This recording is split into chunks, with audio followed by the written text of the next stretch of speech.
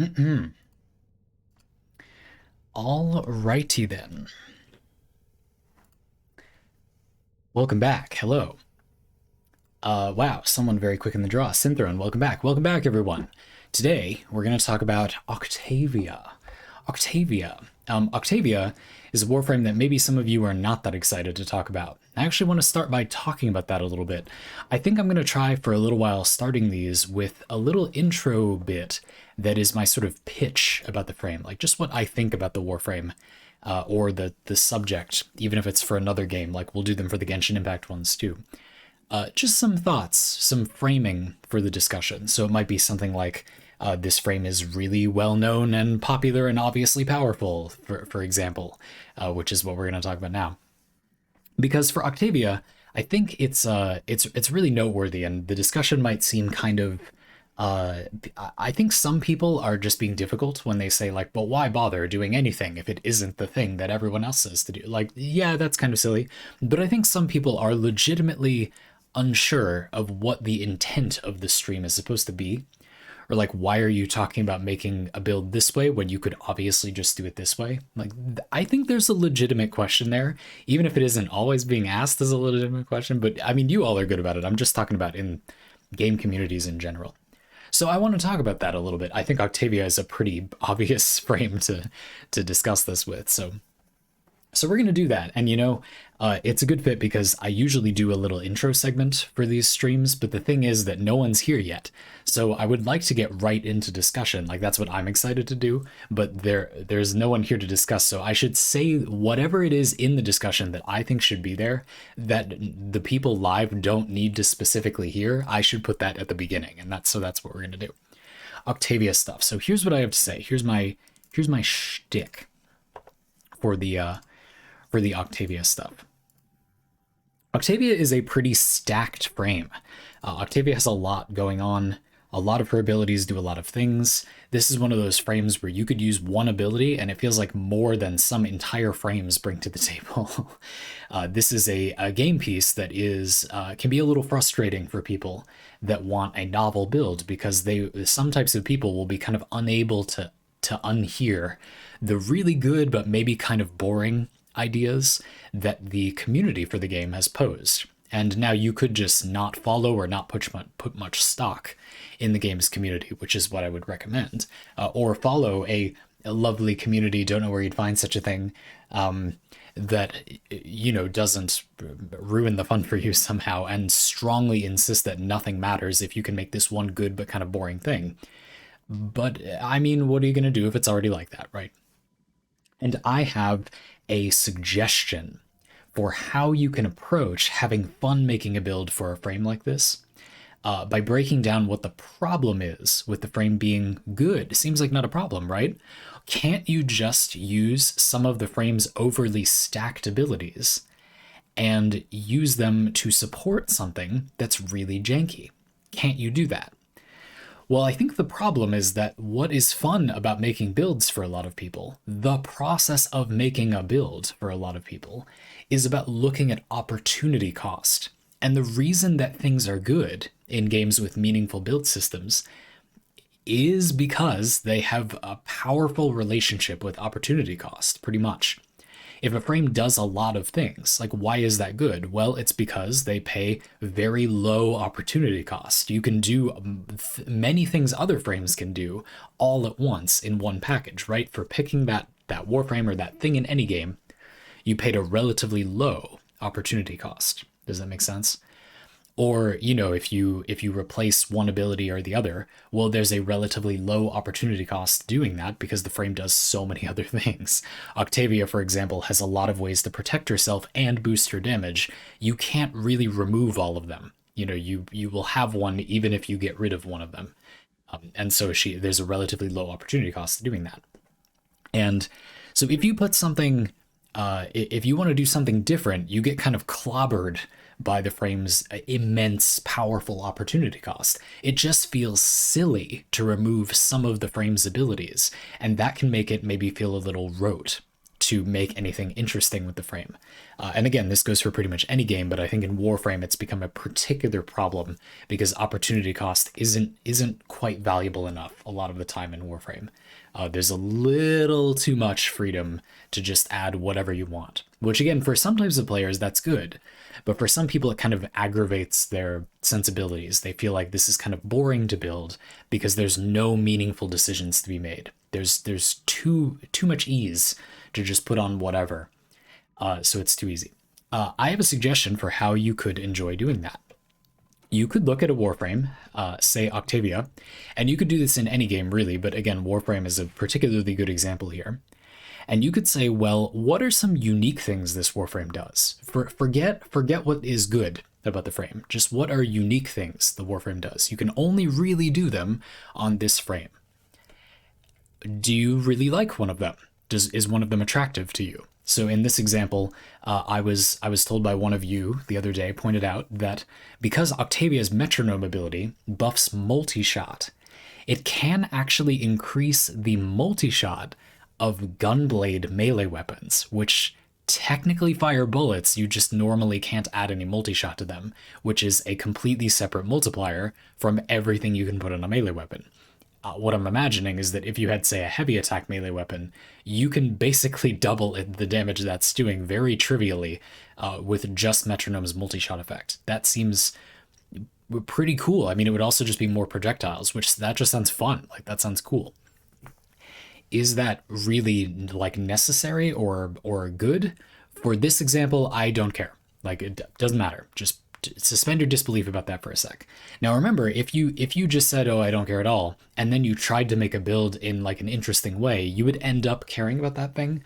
But what we're saying is just pick something that you like about the game piece. You pick a thing in a game, you want to make an interesting build, decide on something that you're just married to. You want to include the multi-shot gunblade thing no matter what. That's what you want to do. And then give that thing immunity. You're going to do that thing. And then go through the process of like the opportunity cost, blah, blah, blah, blah. Then go through that process. And then you have a restriction on the build that is hopefully janky and arbitrary enough that the other things on the game piece that are really powerful are now needed power-ups for that kind of janky strategy that isn't particularly useful.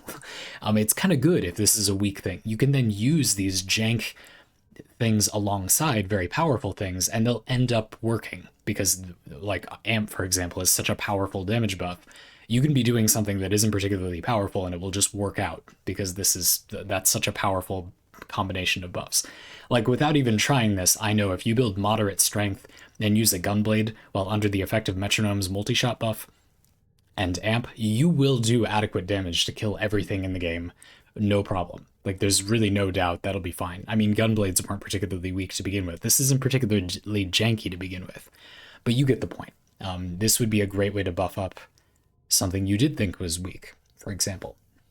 And I think that way of thinking of it helps to not break the opportunity cost calculations a little bit. You can still kind of do the thing and think about builds and have fun doing that, I hope, without feeling like you cannot avoid this specter of but it would just be better to be doing this. You know, I should just be doing this, you might think to yourself.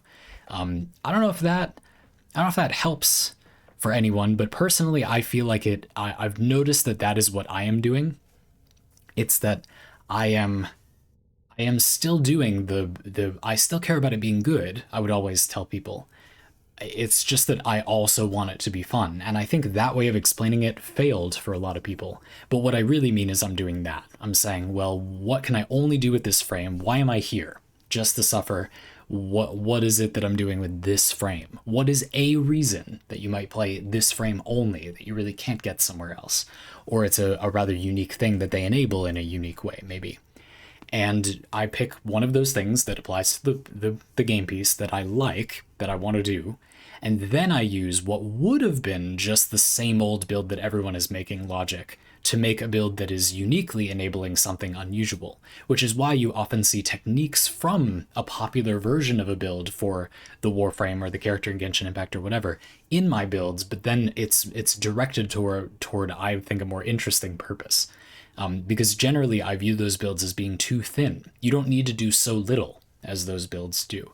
You can do that thing, but then also put in some weirdness or whatever, or, twist the way that thing is being done a little bit.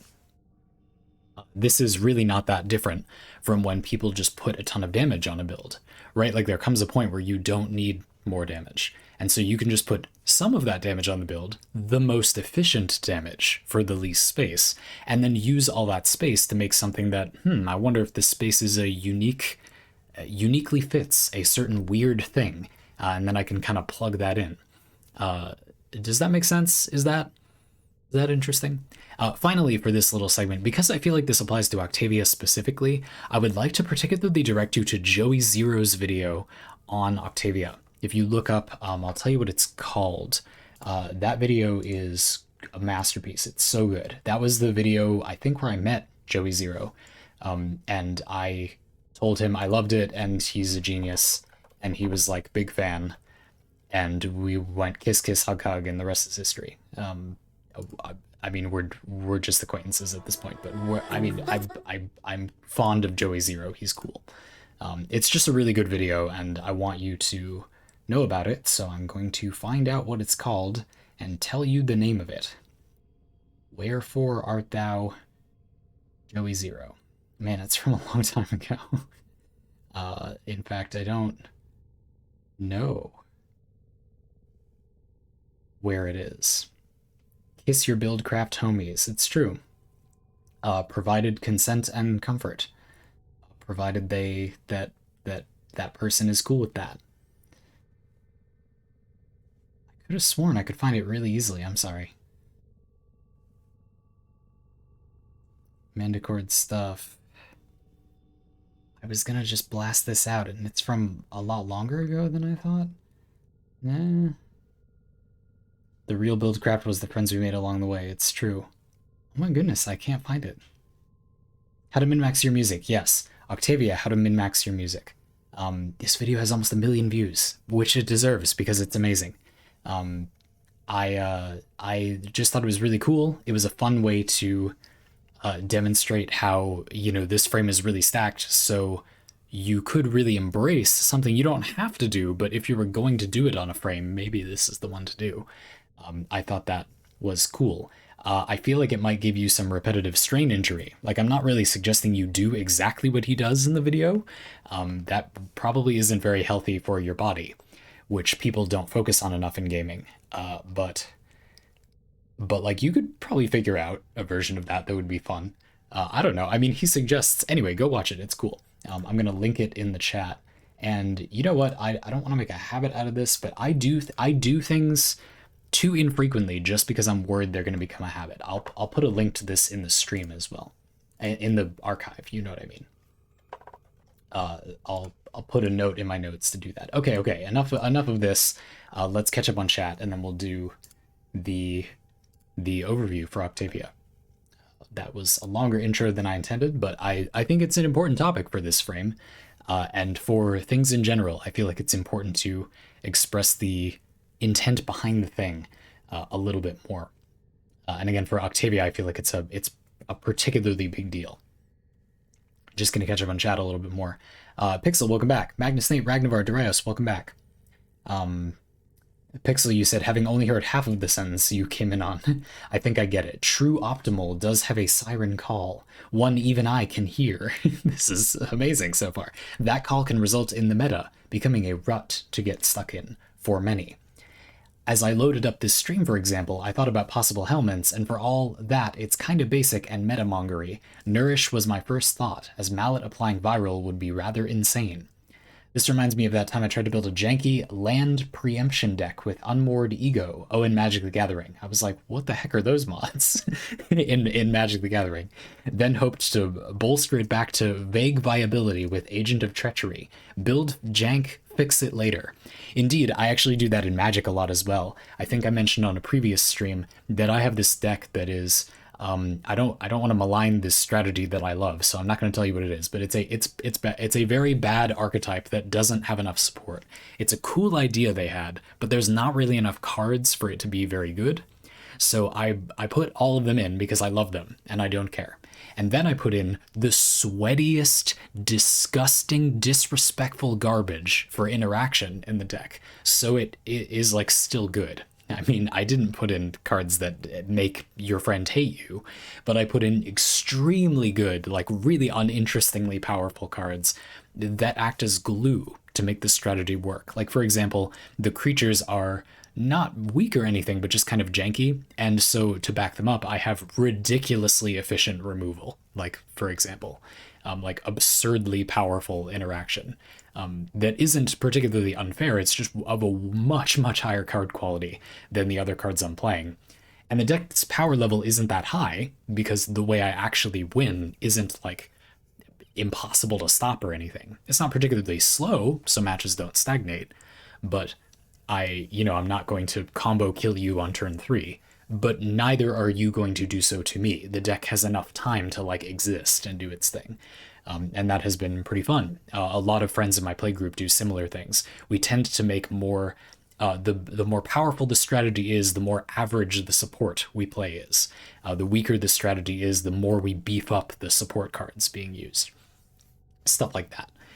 Which is another interesting iteration of that. I definitely think, I hate this, but I definitely think that part of the key to getting people to understand where you're coming from making builds is to provide many, many, many examples.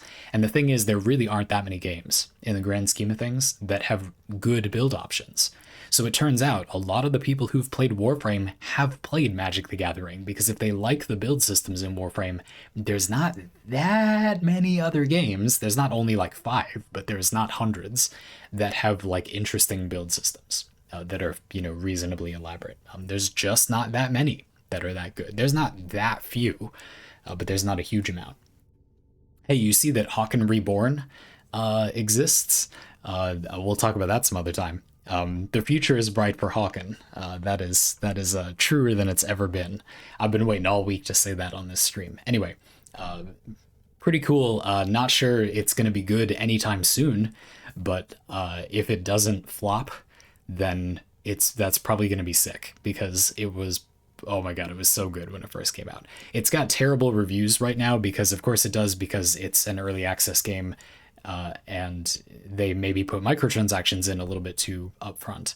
But yeah, I mean, if it keeps getting developed, I don't see why that wouldn't be pretty good, unless completely different people are working on it with completely different motivations, which we should check that, actually.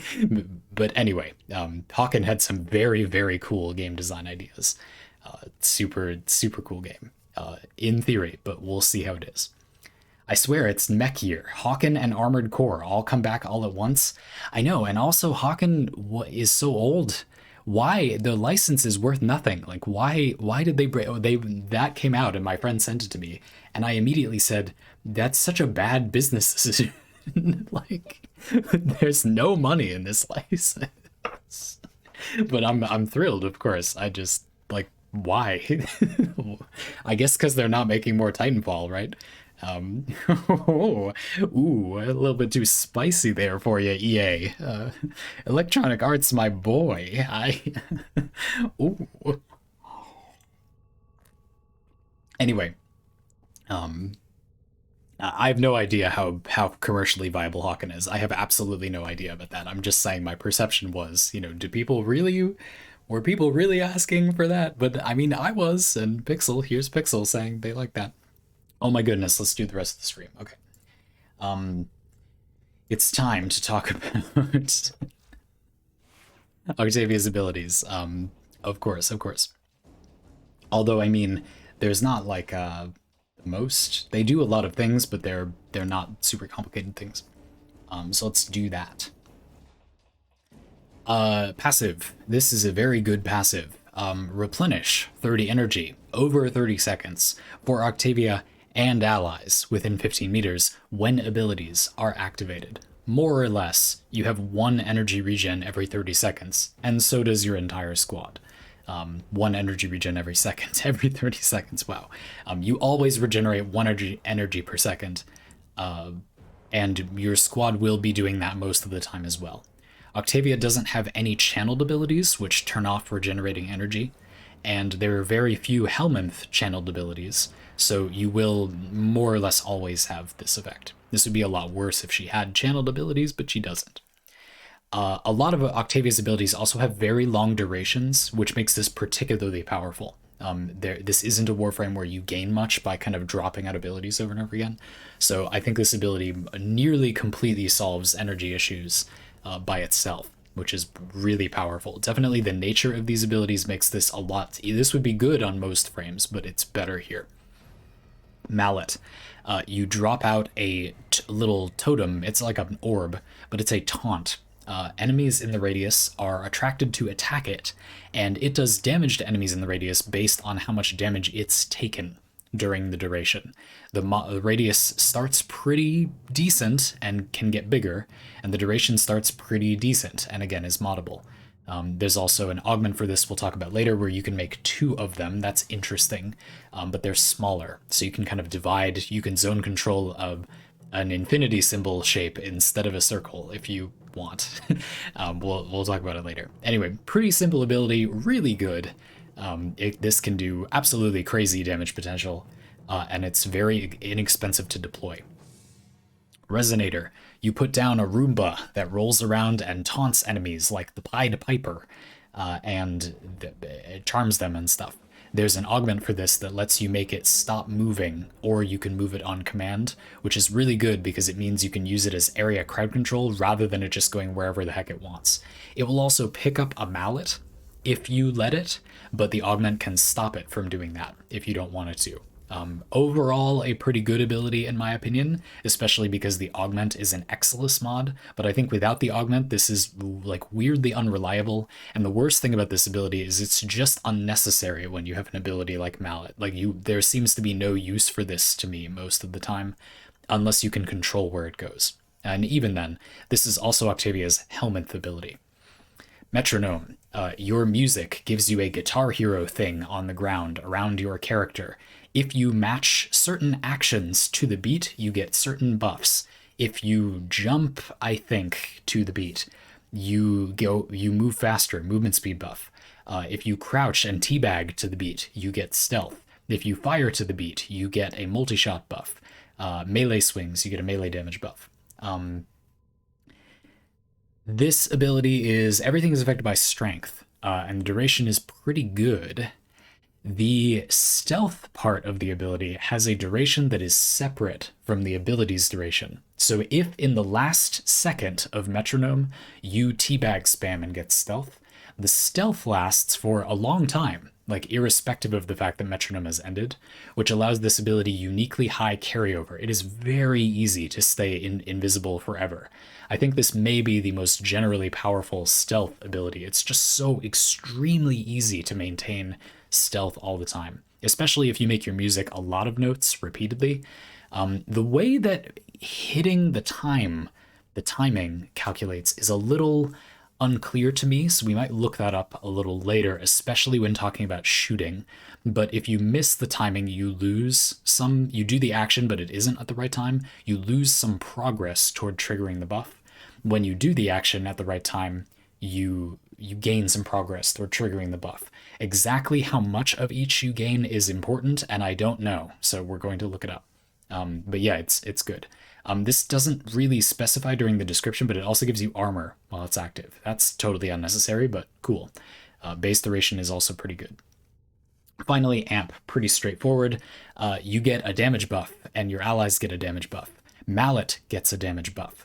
And the damage buff is bigger if there are, but like basically Octavia abilities or like things happening in the area. It's very easy to max out. I wouldn't feel like you need to do anything to max out the damage. If you're doing anything else, it should max out. That's my memory. If that's wrong, someone in chat will tell me, I'm sure. But yeah, this is not that complicated. Notably, the duration is pretty long, and the default radius is also really large. So if you already weren't going to build a little more of those things, yeah, it's really good. Also, kind of 2 damage buffs and 3 survivability abilities, 2 zone control abilities, redundancy the warframe, 4. Anyway, yeah, it's a lot. This frame is even among warframes, which have a lot of redundancy. This is like redundancy 2, Electric Boogaloo, like the sequel, the prequel, Revengeance, with Knuckles. It's a lot. I think that's it. Let's talk about augments really quick. Conductor, partition mallet. Are there no more than this? Is it really only these 2? Huh. That's novel. Pistol, welcome back. We could talk about music a little bit too. You say, personally, I just try to use a song that has a note for every beat in the melody. If the measure is full of targets, I can't miss. That's what I do as well. Where do you find the metronome? The mandicord.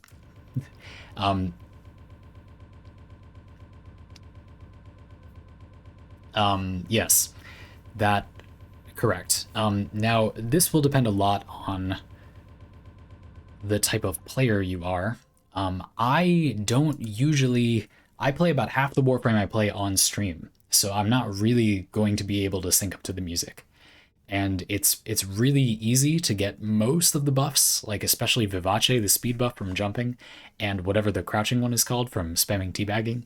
It's easy to get those if you have your music like that, and those are the ones that I've been focusing on so far. Something we're going to talk about today is, okay, but the multi-shot one, that's good, but the way I have it set up, can you really realistically acquire that buff that way?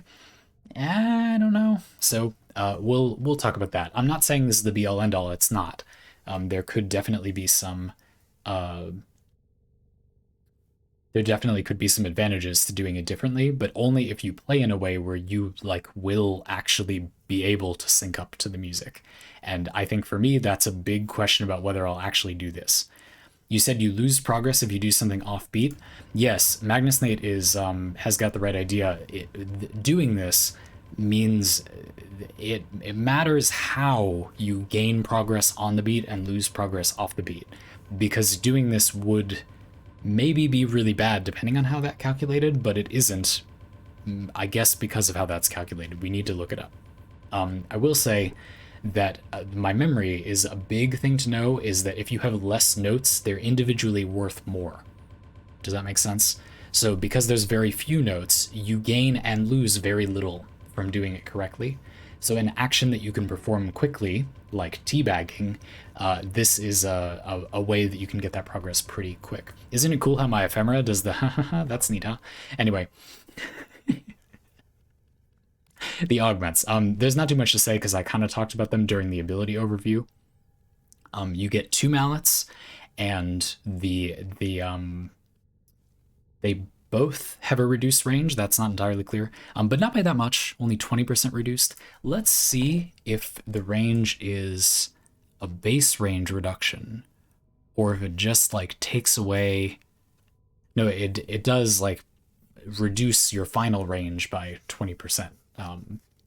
I think. So like if you put on overextended, auger reach, and cunning drift, which I would mostly recommend doing, maybe not cunning drift, you can see that your final range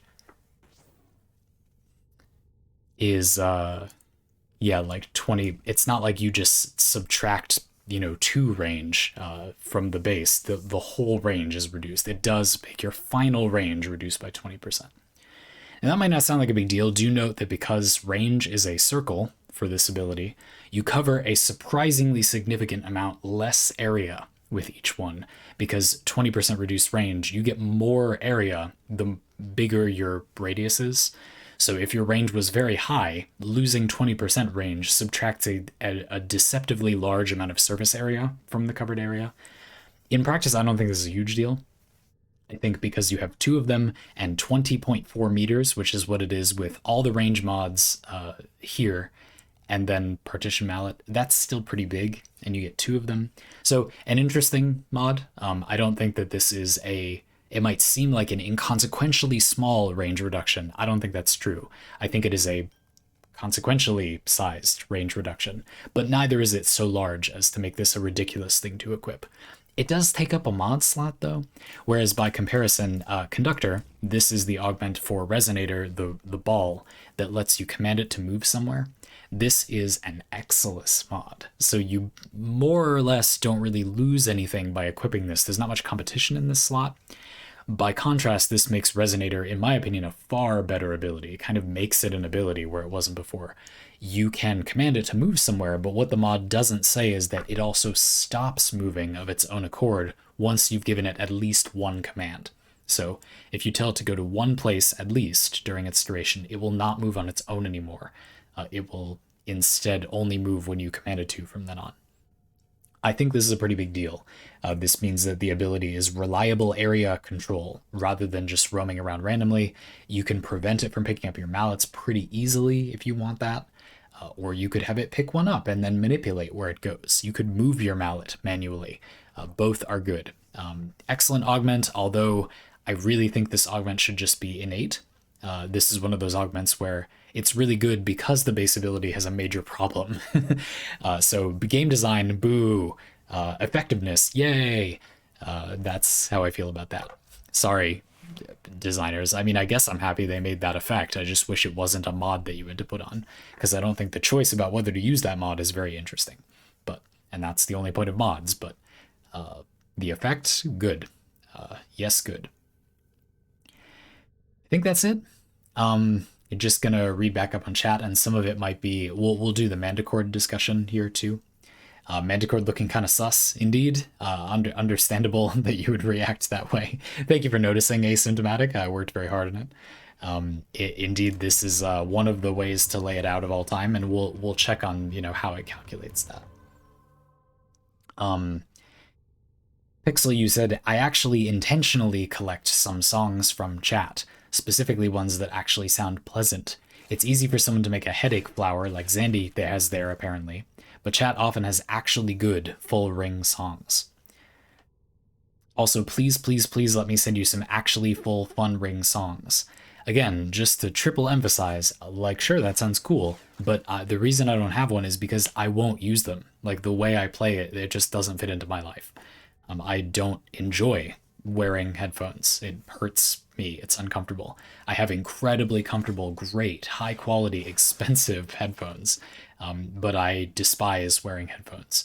And the way where I live, my apartment environment, and the way I usually play, often when streaming, I simply can't hear the music. Like, I just won't really use it.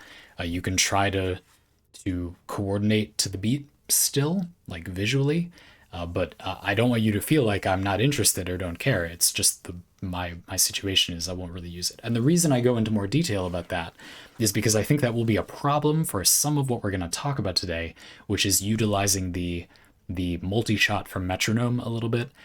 Depending on how you can acquire that damage buff, it may be prohibitive for people who don't want to focus on listening to the music. We will see. Pixel, you said spamming double jumps has often been enough for me with full ring songs. It's not fast, but it works. And Pistol Whip, you said I use a full auto weapon with high fire rate to trigger the multi-shot buff. Even if I sometimes lose sync, enough hits accumulate to give me the buff anyway.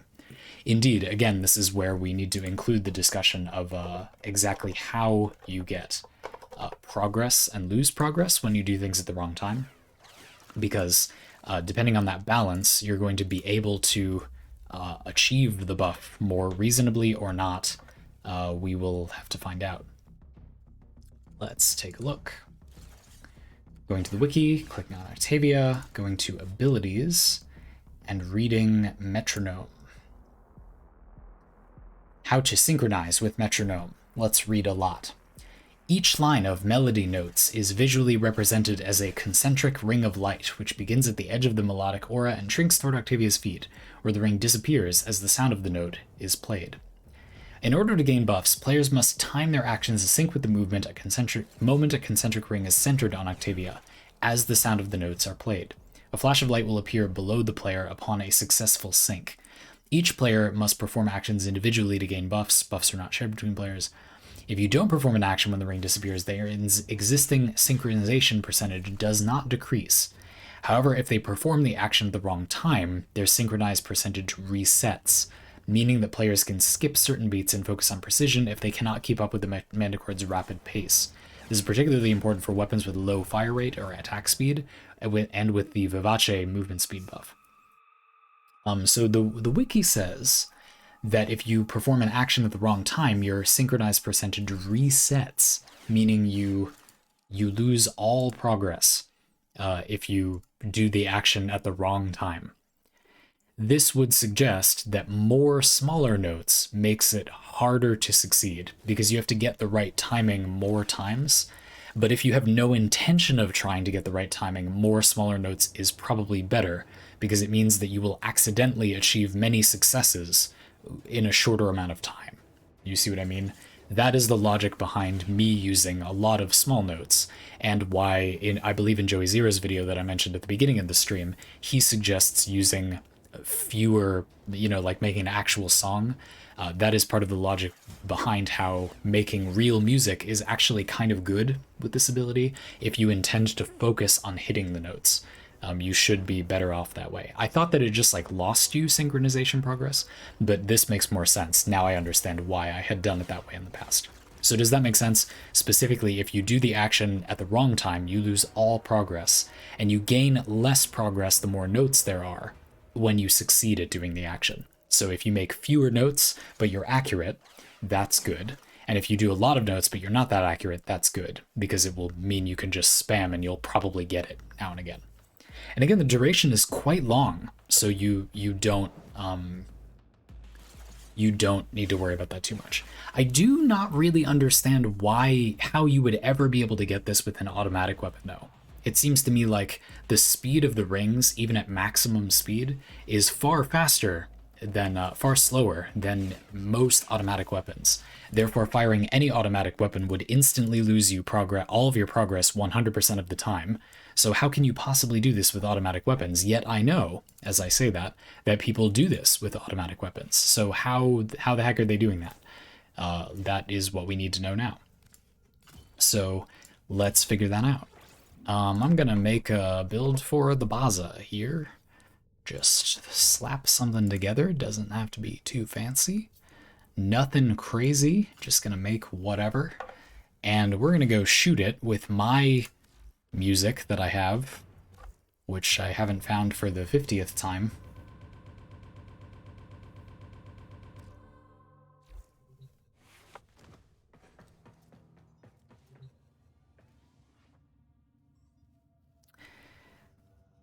I think it's because the game rewards partial credit and a total miss is unlikely with a full ring. Aha, that's what it is.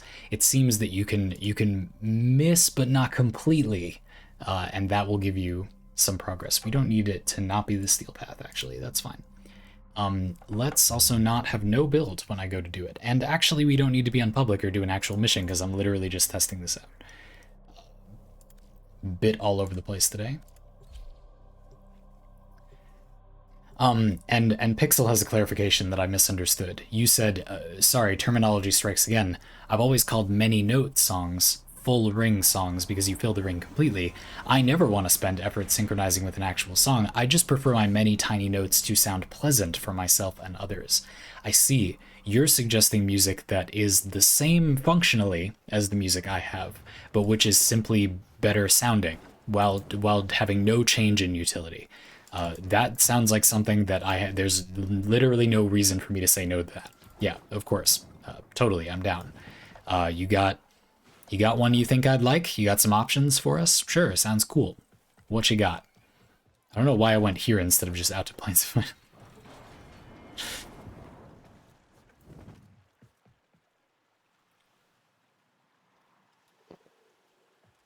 Does the wiki specify how tight the timing of each individual note has to be?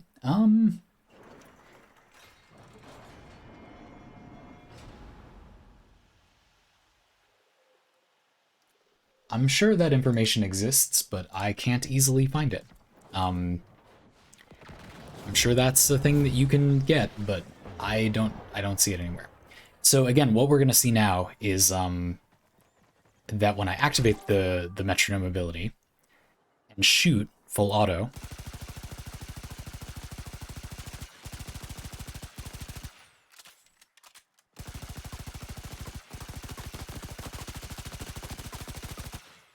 interesting. Okay, I'm going to show you the top of the screen. That actually feels pretty important. So, and also the wiki might be wrong about the way you gain and lose progress, but I don't really know, so we'll take a look. My interface is not letting me drag you up there for some reason. There we go. Okay, so now you can see the corner, and I'm going to activate metronome, and now shoot, and watch what happens to that percentage number. I'm just shooting full auto. You can hear it. Did you see what happened? So it increased steadily while frequently decreasing a little, but the overall trend was it went up. So with a full stack of notes like this, where you're just constantly getting notes coming in, you get enough notes that you'll trend upward if you fire a weapon with no rhyme or reason. Something that would be interesting to see now would be, what if I increase the fire rate of this weapon but change nothing else?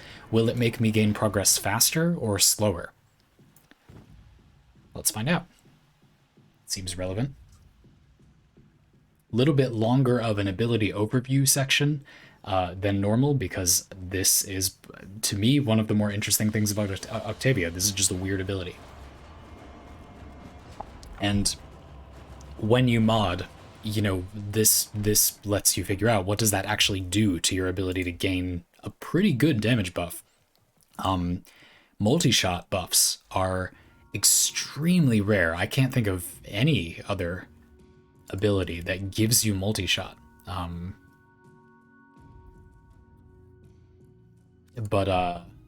Yeah, I don't know. So I'm just going to put on vial acceleration. So we're just going to increase the fire rate by a lot, nearly doubling it, and actually probably about doubling it because of critical delay. And we're going to see if that makes it progress faster or slower.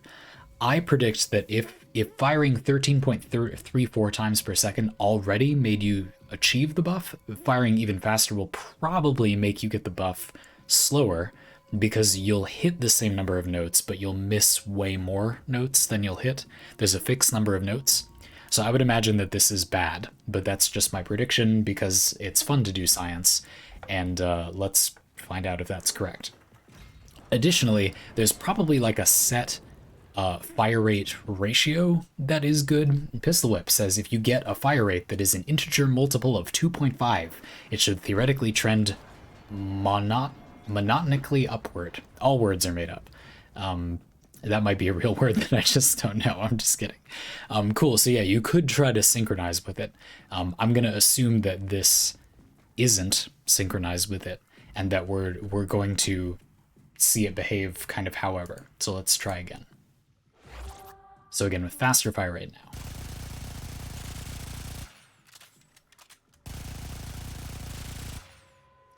Interesting.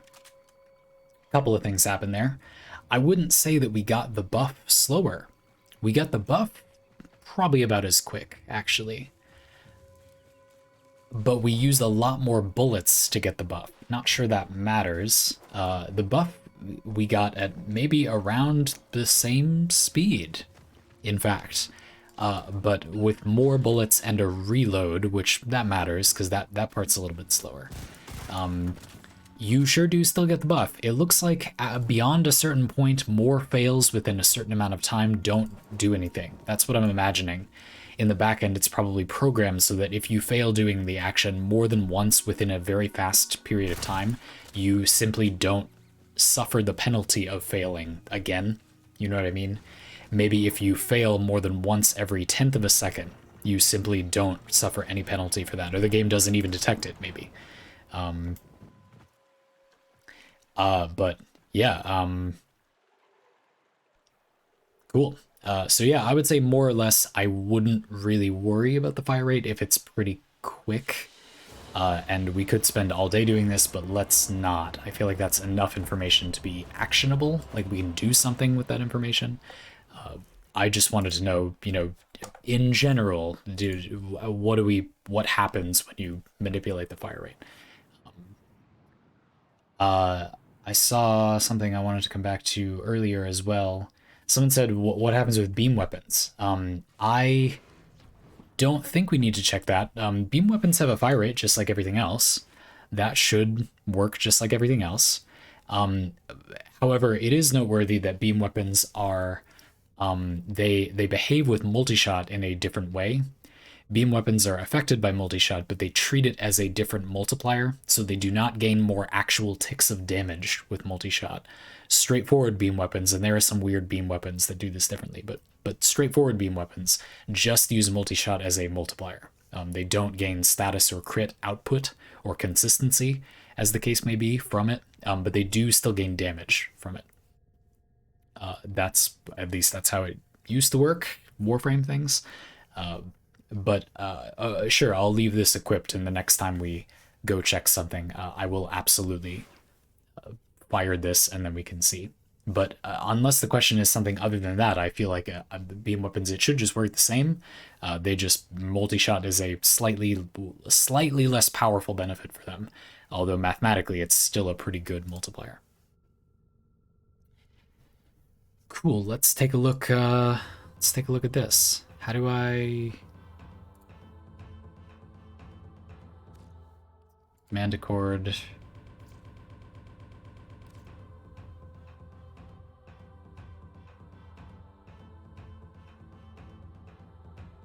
Can't really hear what this is, so I'll just take your word for it that this sounds cool. Chat, correct me if I'm wrong, but another noteworthy thing is it's actually these beats that are important. A thing about Octavia we need to talk about is that the different abilities technically play different parts of your music, which is actually really nicely represented here. You can see that metronome is only playing the purple. You only need the purple to be like a note every single time to get the benefits I've been discussing. Whereas mallet and resonator use other parts of the track, and therefore it doesn't really matter if those are steady or not. Technically, I think mallet does do damage like on the beats or whatever, but to my knowledge, that doesn't matter. If anything, that makes it probably is slightly better to make there be more of them, but they trigger pretty often. You'd imagine if the damage pulse is like ba ba ba ba ba, like that's plenty fast. Like you wouldn't gain a meaningful advantage by having it be every single tick. If that's even how it works, I don't really remember. But anyway, you only really need the metronome to be like a solid ring.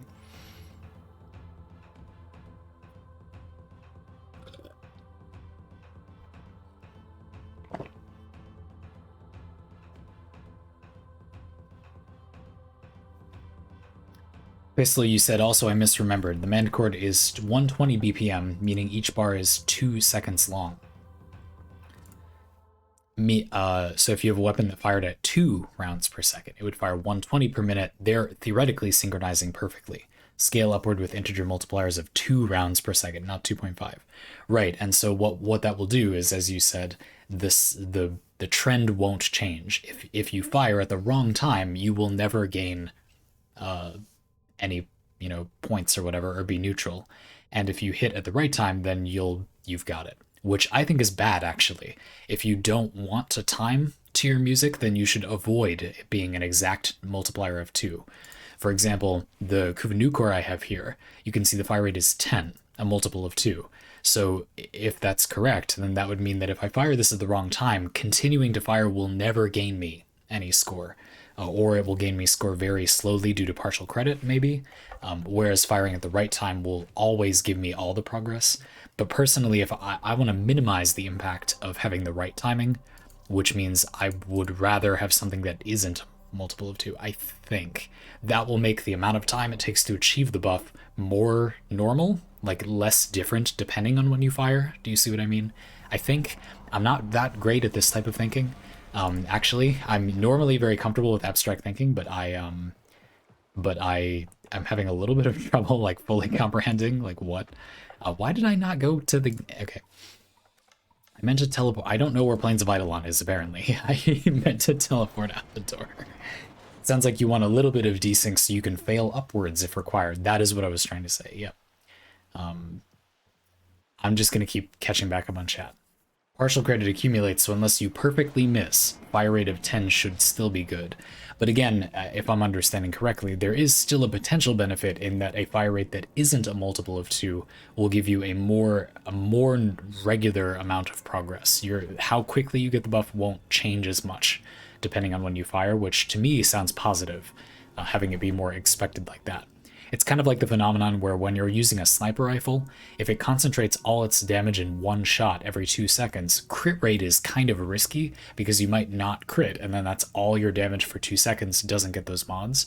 Whereas if the weapon fires 100 times per second, it's kind of irrelevant how high your crit rate is, provided it's a good multiplier, because those will average out extremely quickly over the course of 2 seconds. Which doesn't technically make you do more damage, but in practice I feel is a quality of life boon. It means you won't shoot an enemy for an expectedly adequate amount of time, but then they just, for whatever reason, they occasionally won't die. I think that's nice. Maybe it doesn't matter in a game as fast as Warframe, but I think that's it's not worse, let's put it that way. It might be more fun for some people, I guess. Anyway.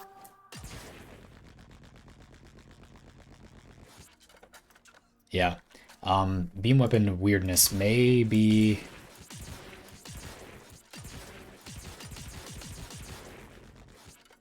interesting.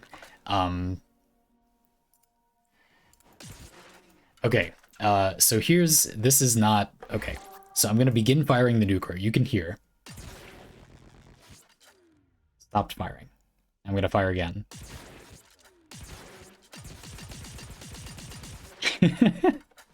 So, okay, it might be the fire rate of the weapon, but what happened is I only gained 8% progress when I started firing, and I gained the 8% progress no matter when I started firing, and I never gained any progress after that. Not entirely sure what's happening there.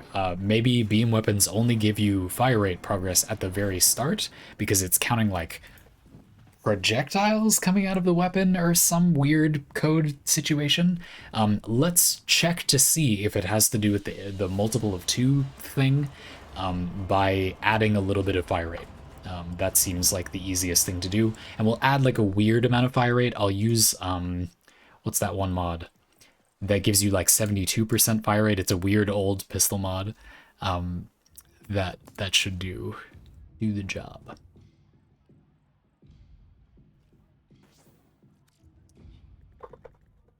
Gunslinger. And now we have 17.2 fire rate, not a multiple of 2. And now we'll do it again. And after this, the entire stream is good. I mean, this is kind of interesting. I don't know. It's fine. Yeah, we're just gonna keep doing this because I think it's cool. But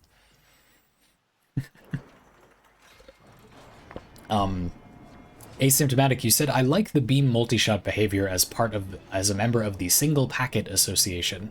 I know that you like damage to be concentrated in a single big number because boom serotonin, but I'm not sure I understand why beam weapons do that. Beam weapons in Warframe make tons of little numbers, not one big number. So why do you like that? Maybe I'm misunderstanding. Why are you using the planes instead of the simulacrum, by the way? Good question. Okay. Test number whatever. Oh, sorry, wrong weapon.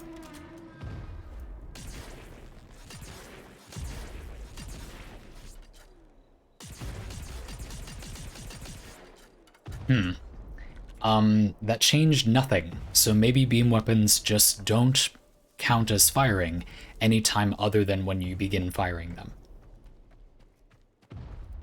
Auto is fire, fire, fire, fire, fire, whereas beam weapon is fire. Imagine you were counting the times the word fire showed up. Only one counts as more than one instance of fire. That's weird. So beam weapons just are spaghetti code with this ability, and they only check when you begin firing, even though that doesn't really make sense with how fire rate works in the rest of Warframe, and that isn't how the math of damage works for the rest of Warframe, but that's just how it works in this case.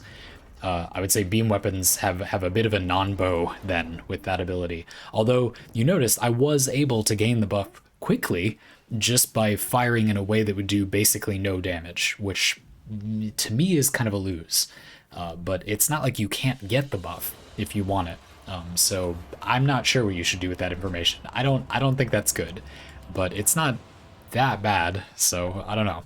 That was interesting. That was more interesting than I thought it was going to be. So there you go. Warframe. Okay.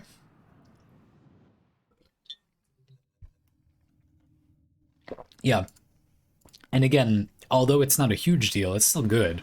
Multi-shot is a little bit less advantageous on beam weapons due to the fact that it doesn't give you an extra packet of damage. That is it.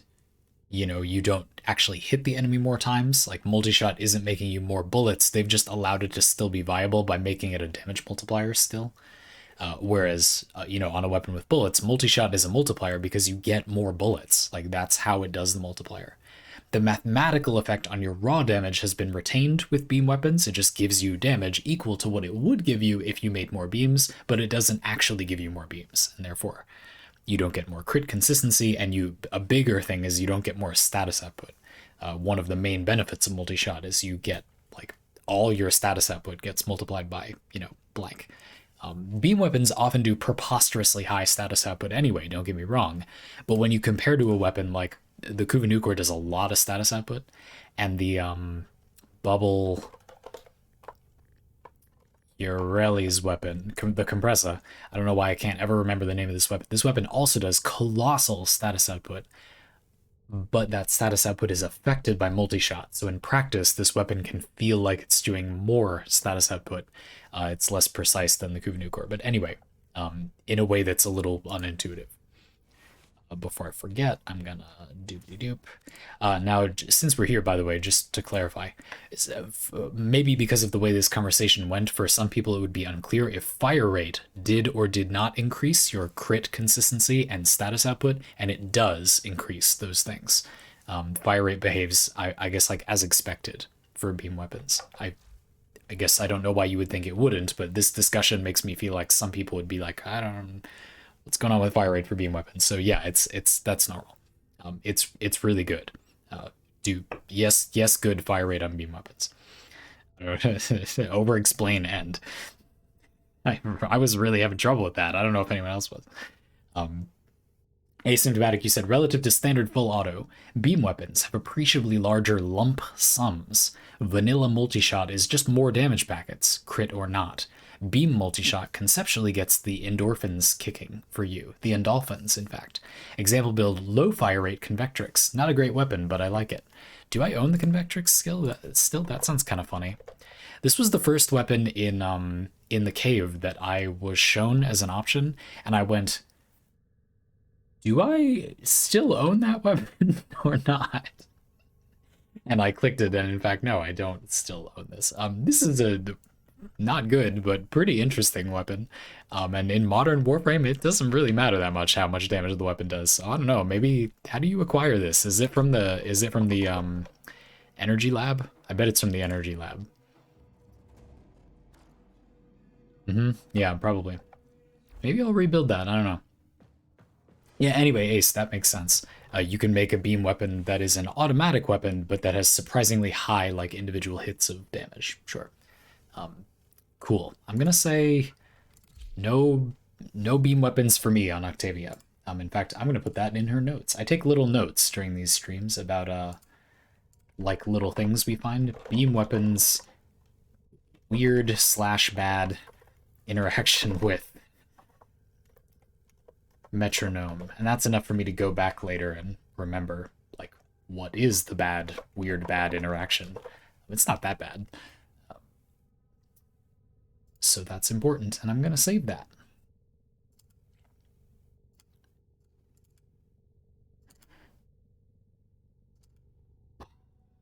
Cool.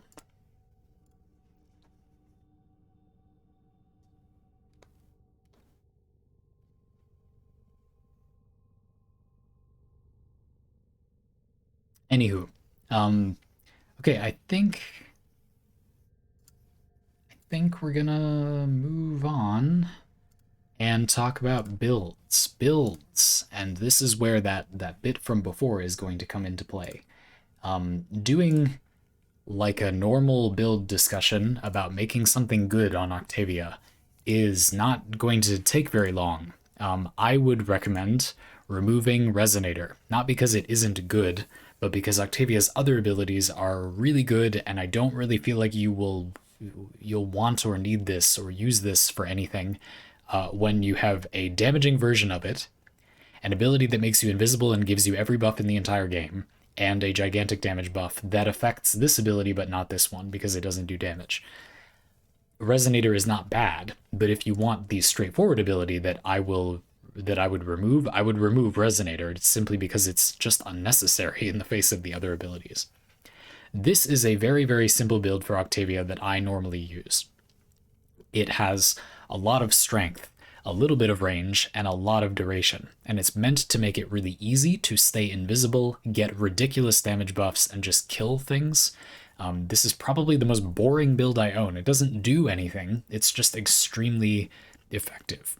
I chose to put Pillage on this build because it gives me a buffer of overshields that makes it so if I get hit while invisible, I don't die. Shield gating already makes it true that if I get hit while invisible, I don't die. But because the only purpose of this build is to just make things absurdly easy for me, I chose to make them even more absurdly easy by adding even more survivability just in case anything that does any meaningful amount of damage hits me. Do I recommend that? Not really, but that's why I made it this way. And I've been trying to include more, like I did take the time to make this, so why did I do that? Like I've been trying to include that more. But we're not going to talk about that anymore during this stream because it's just, there's nothing to say. Like, this is good. The only thing I would say is I didn't add that much range.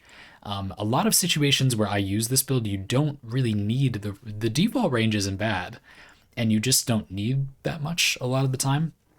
I lost a lot because of narrow-minded, but the quality of life from this, if you don't want to have to teabag constantly to get stealth, is immense. So I defend that decision. What I maybe wouldn't defend as much is not running overextended. Feels like looking back, I'm not sure I would do that. I feel like that's not, you don't really lose that much at the amount of damage this build has by losing a little duration and running overextended here, but it looks like I don't have enough mod space for it. So there we go. And am I really going to spend the Forma to do that? I am not, actually. So let's talk about something else. And again, we've been leading up to it the whole stream.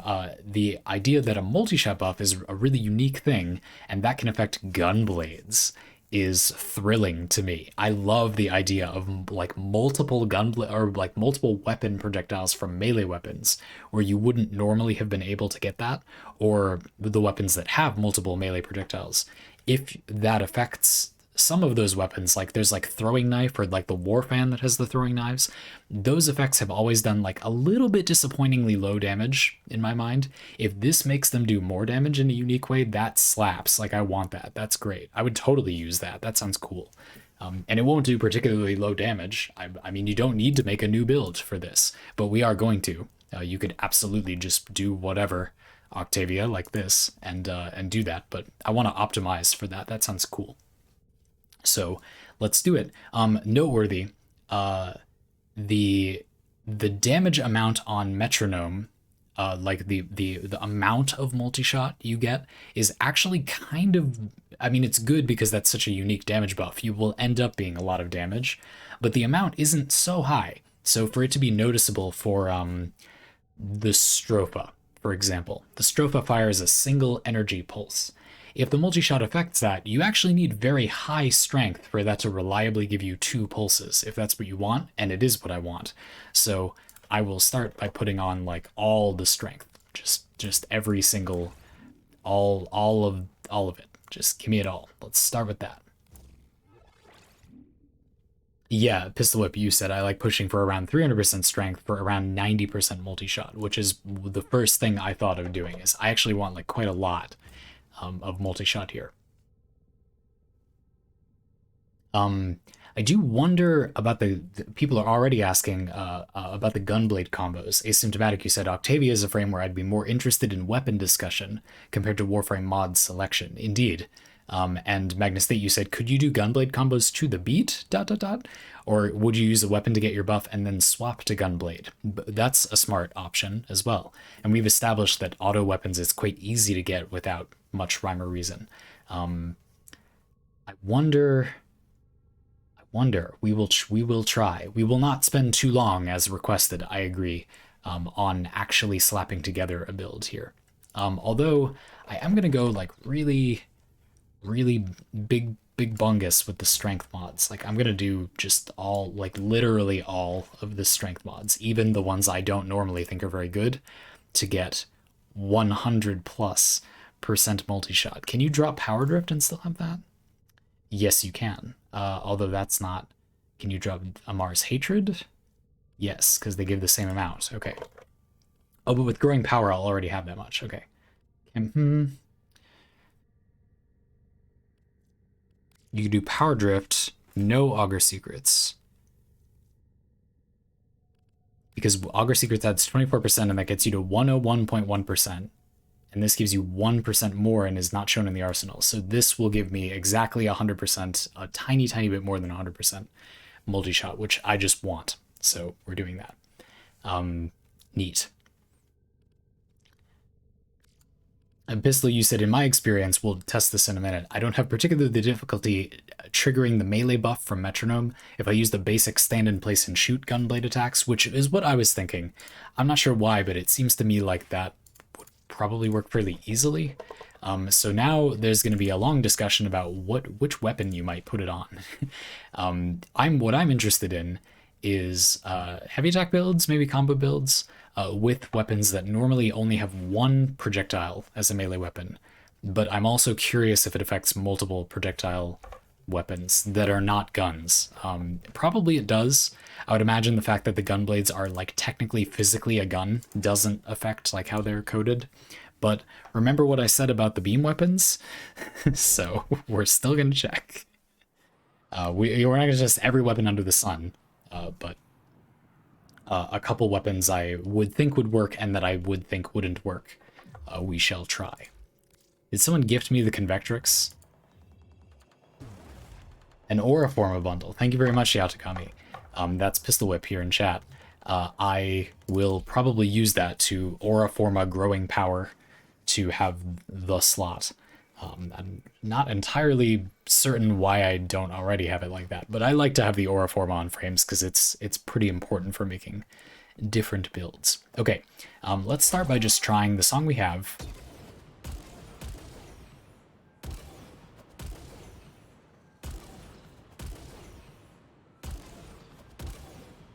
Gaining progress, still not very fast though, so you wouldn't want to just spam heavy attacks. How about if we do, give me back Metronome, how about if we do this? Gaining progress overall, but not very fast. I would rather...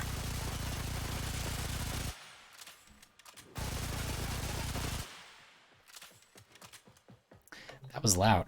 I'm gonna turn down my speaker. Let's take that that fire rate mod off the Baza. Not that good. But this might not have that much attack speed, so let's look at that. Let's take off, just for science or whatever, let's put on Prime Fury and see how that feels.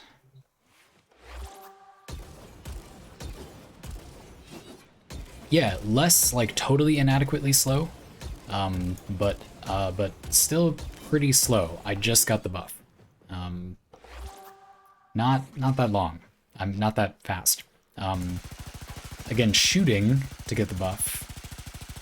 It's fine. Not that quick. I think for me, I'm interested in having a weapon that maybe primarily serves to get the buff, if I'm going to do a gunblade. But I wonder if there are some weapons that will simply achieve the buff quicker. That seems cool. Pistol Whip, you said, I use Redeemer Prime because it has 10 base projectiles, which can reach 20 projectiles when buffed, and those projectiles count for combo, so I build for Blood Rush. Wow. Whoa.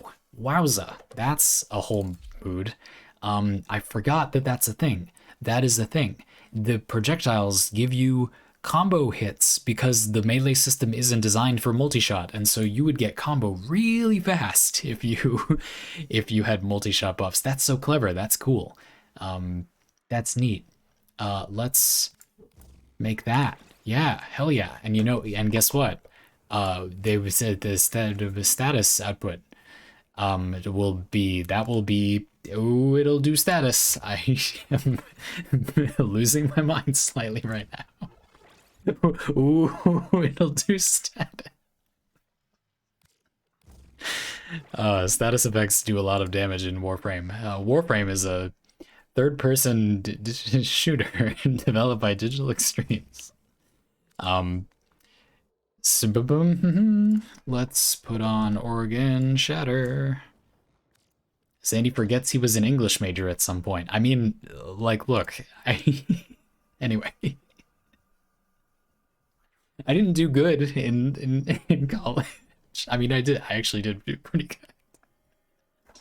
I didn't try to do good. That's even worse. Okay. Let's just do this.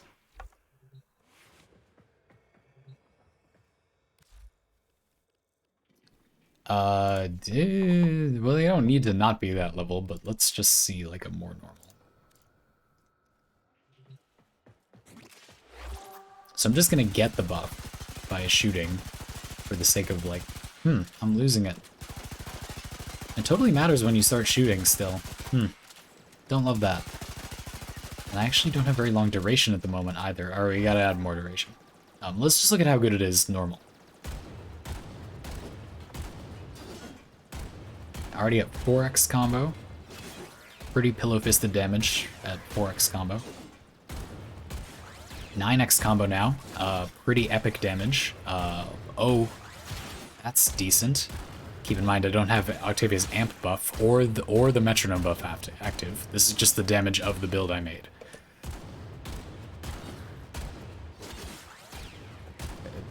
It's alright. With no damage buffs, that's not bad. That's fine.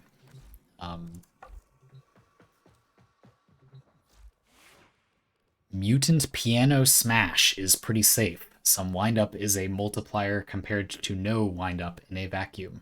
What the heck is Mutant Piano Smash asymptomatic? What's your excuse for that one? Oh, that's weird. Let's let me put some duration on first.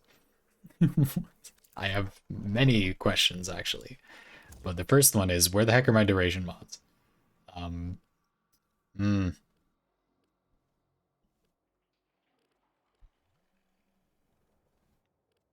Right, okay. But that'll be enough for now.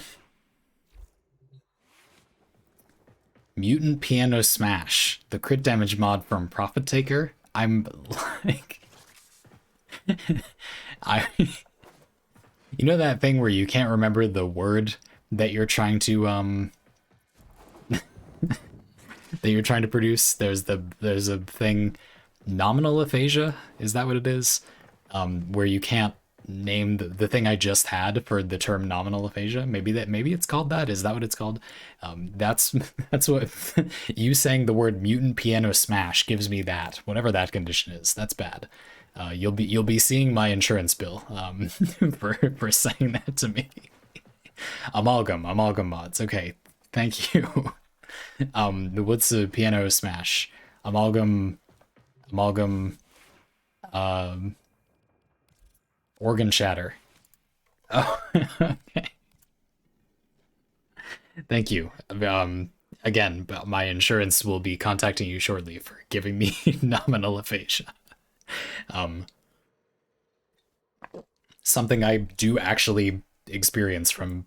Actually, you hear it on the stream a good amount of the time. I probably don't have to sell that to you.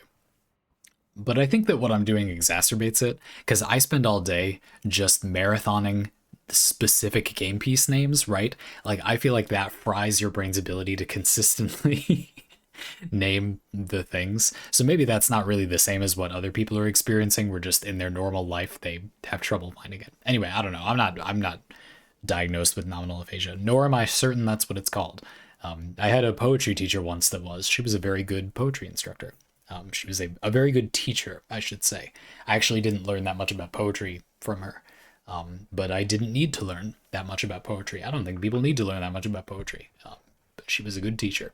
She was a good person. Amalgam Organ Shatter. There was a couple of questions in chat, so let me just back up after that gigantic tangent that gave me anyway. That committed an insurance from asymptomatic. Anomic aphasia seems to be the term. Anomic. Interesting. Thank you for checking. Ragnavar, you said, could you do a hybrid build? Would that be an increase in damage? By hybrid build, in this case, you mean like a mix of heavy attacks and not heavy attacks? Maybe. I do have a thought about building up combo really quickly. I'm just not sure it does that much to do that, so I'll tell you what I thought of, and then you can decide for yourself. Oh no, it's bad, actually. But anyway, I'll still tell you what I thought of. A note before we continue. The Redeemer does not do the damage listed in the arsenal when you shoot it. With like the bullets don't do this damage, if I recall. It does blast damage instead. That might be wrong, but I don't think it is. I'm pretty sure you just saw that. Yeah, down here, nice, it says, finally. Per projectile, and there are 10 at base, it does base blast damage, and then I've modded on viral. It does not do slash damage, which is what it says it does. If the blade physically hits enemies, it does slash damage, but anomic aphasia. So yeah, it doesn't do slash damage. I was going to say you could do combo count. You could do relentless combination and true punishment.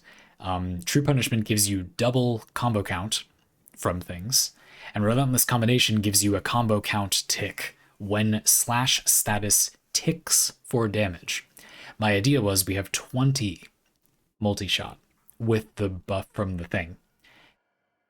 20, or a lot, of slash procs that every time they tick give you 2 ticks of combo, and every time you shoot you also get 40 ticks of combo.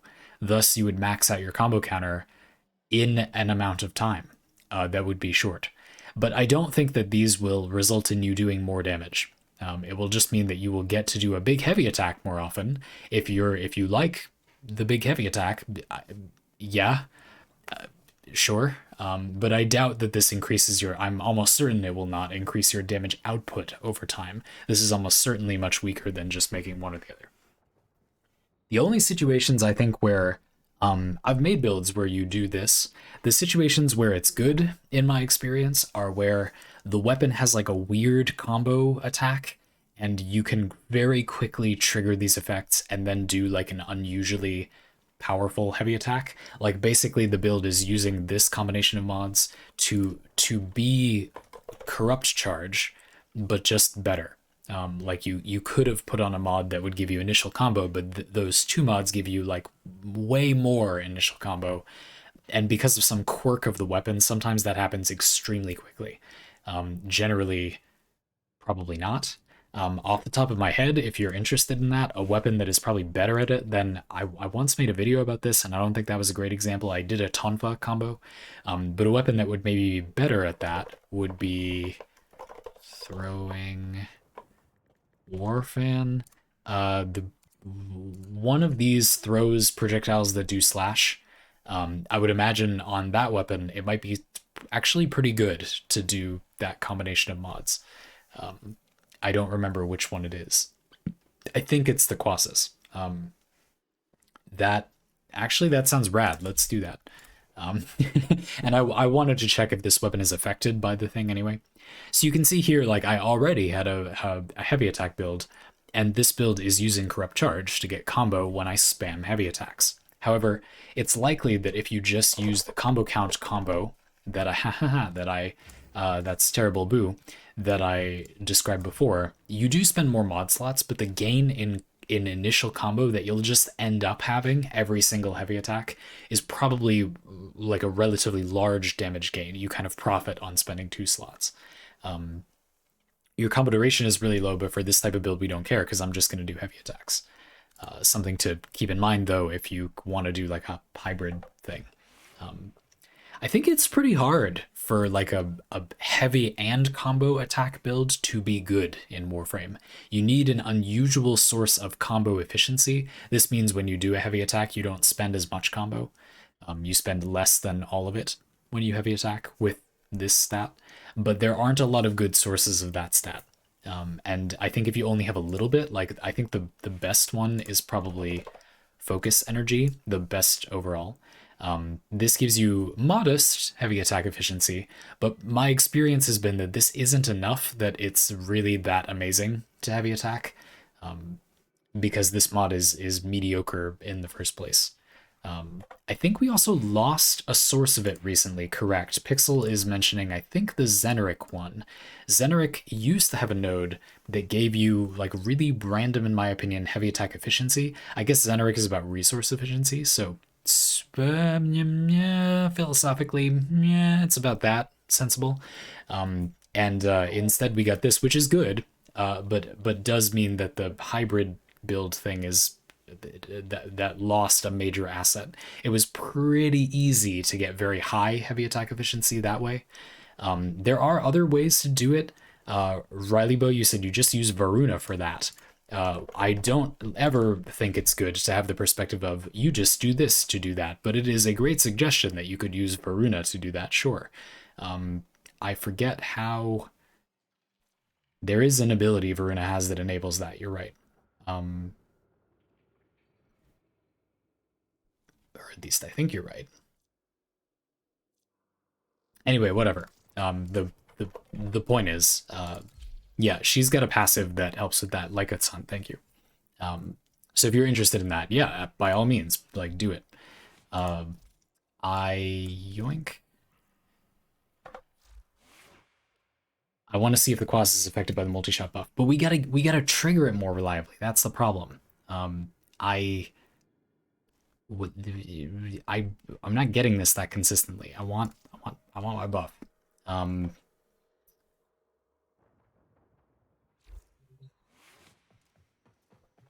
Oh yeah, Pistol Whip, earlier you asked if I'm a fan of Caramel Danson. I have a checkered past with that song, but I want it to be my Manticord song, yes. So, sold.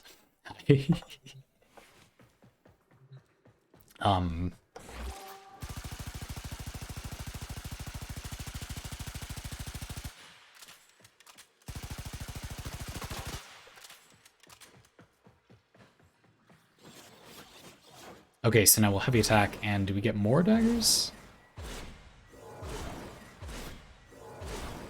Kind of looks like it. Earlier, Magnus Nate, you asked, do you retain the stealth buff when you lose metronome uptime, but you don't retain the multi-shot buff? And that is correct and weird. That's true. That's odd. You can teabag to get the stealth, and you keep it after metronome ends, but if you get the multi-shot buff, you lose it when metronome ends. Something I want to check is you can refresh metronome while it's active. Do you keep the buff if you do the you know what I'm trying to say? Maybe not. If the buff is then tied to metronome's duration, maybe you can keep the buff permanently by continuing to recast the ability. I'm getting it so slowly doing this, wow.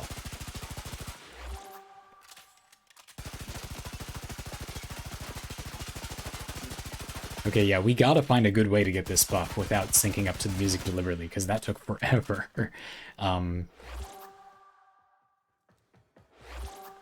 You do not refresh your multi-shot buff if you refresh the metronome ability. You don't lose it, but you don't refresh its duration. So you do have to reactivate the buff frequently if you want it. I'm just gonna see if the knives are getting doubled by multi-shot. We should be able to see that pretty clearly when it wears off in 5 seconds. Here's it with the multi-shot. And here's it without. Looks like it's getting doubled to me. Cool. Yeah, let's test out that heavy attack bleed thing. See it clearly also uses black knives. Guilty as charged. That's stupid, but it's welcome to me.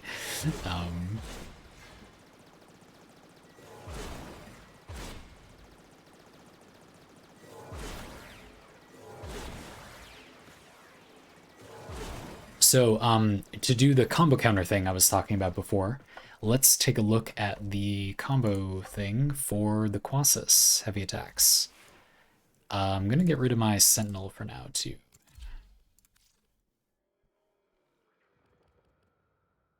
So just a reminder, what we're looking at is the benefit of using Relentless Combination and True Punishment to get a lot of initial combo to do powerful heavy attacks. When the weapon does a lot of slash with a lot of projectiles, does it feel like this is worth adding an extra slot? Because if you just want a little bit of initial combo, you could use Corrupt Charge. We pay an extra slot. Does that feel like it's worth it on this weapon? And I'm going to zoom you in so you can take a look. My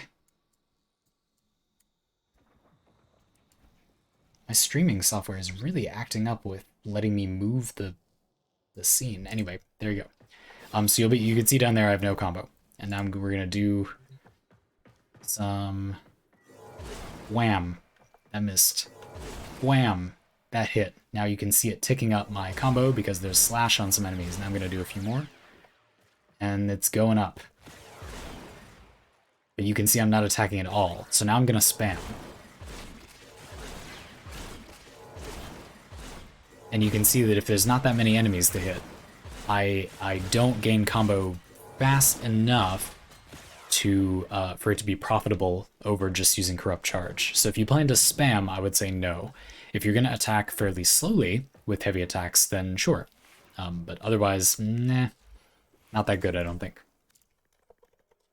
No, I mean, not on this weapon anyway. There might be some where it makes sense.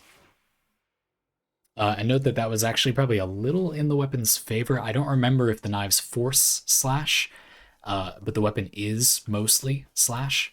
Note that I don't have any elemental damage on the weapon, and you'd probably want viral in this case to go with that slash, and then you would get less slash. So and that was also without the multi-shot, but it wasn't even close to being a particularly large amount. So not that it's bad on Octavia here, you could still do it, but I don't know if I would do that little combo.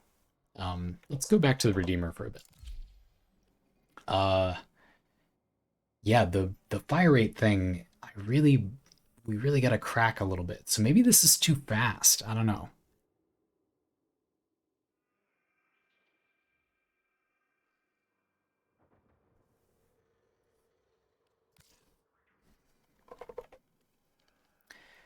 This is what you said. My Rattle Splat Tremor Guts has a modded fire rate of 12.15 and seems to be able to get the multi-shot buff in less than 20 rounds. My naming convention for modular weapons includes the components in the name for ease of reference.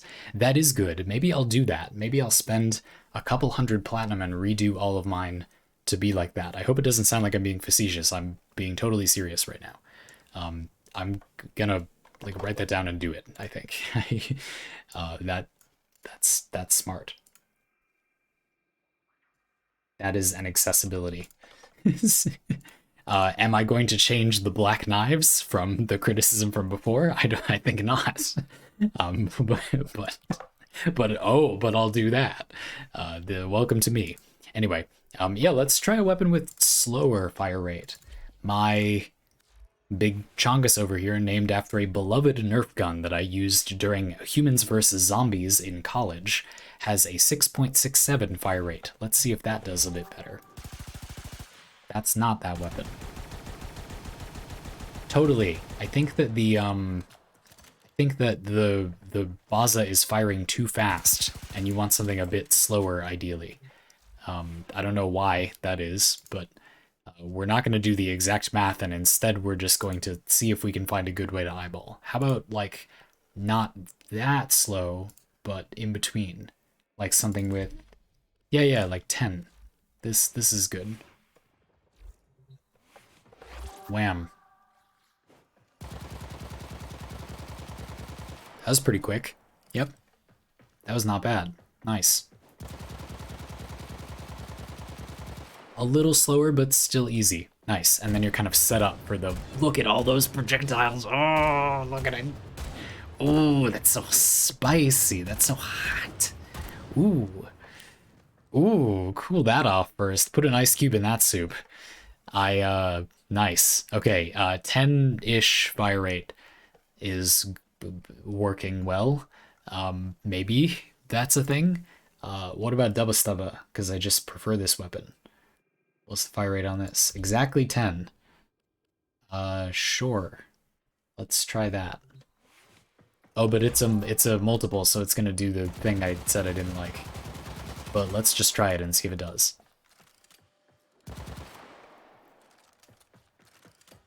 Just shooting and staring at the thing in the corner of the screen. Super engaging, I know. This is actually giving me the buff pretty consistently. But according to science, you can probably just kind of hit it at the slightly wrong time and then you don't get the buff that quickly, so I don't love that. And you know what? The thing that was 8 point whatever was a little bit faster in those like 4 tests I just quickly did. Maybe I can make this a little slower somehow. Fire rate. Is there creeping bullseye? So you could do that. You don't gain much crit rate for doing that, but... yeah, no, I'll try to find a weapon that just naturally has that fire rate. Any ideas? Weapons that have auto weapons that fire bullets, they can't be beam weapons, that have modest fire rate, like not around 8, let's say. 8 point some, or 9, less than 10, more than 6.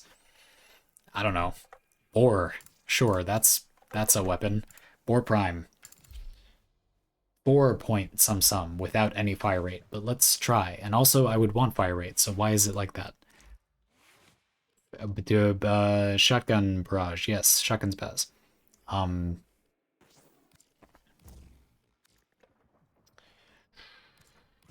Boo. This is like 8 point something, probably. Pretty good. That was pretty quick. Just got the buff again. Very good. Yep, nice. Wow, good. That was a headshot. Ace and Darius correctly identify. That sounds like a job for the weapon comparison table on the Warframe wiki. Hell yes, the best tool on the Warframe wiki. Weapon comparison Warframe is typed into Google, and instantaneously you get literally the most valuable thing on the entire internet for Warframe stuff. Here it is. Weapon comparison. Let's go. Do we want it to be a primary or secondary? I don't know. I don't care actually. And let's click fire rate and then just scroll. And we can look for weapons that have a fire rate that is desirable. And I'll scroll until I get in the ballpark of like 6 to 8, basically. I don't know why it's around that amount, but I mean, it can be different than that and we'll try it. Soma's default fire rate is 7. That's interesting. Soma Prime, excuse me. Well, they're the same. Tiburon Prime of the Bursty Boy. Interesting. Ignis, but that's a beam weapon. But it probably behaves like a beam weapon. The Fullman is 9.33. That's interesting.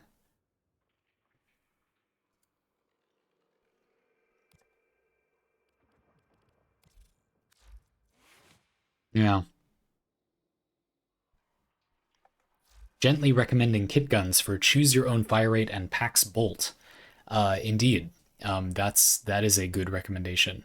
I have a question about Pax Bolt actually. That's interesting. What about this guy? This is 5. Well, mine is 5. So let's take a look. But let's talk about the Pax Bolt thing. So the idea here is that you could be using the kit gun to have like the perfect whatever that is fire rate, or a good fire rate. And then you can have Pax Bolt on the weapon because it would make the buff you would get from using that weapon to sync up your multi-shot buff stronger. Does that happen though? Does Octavia's metronome save your ability strength stat when you cast it for all of the buffs, or does it look at your ability strength when you acquire each of the buffs? I do not know. Do you know, Pistol Whip? um, it's conceivable that it does. That's cool. Sure.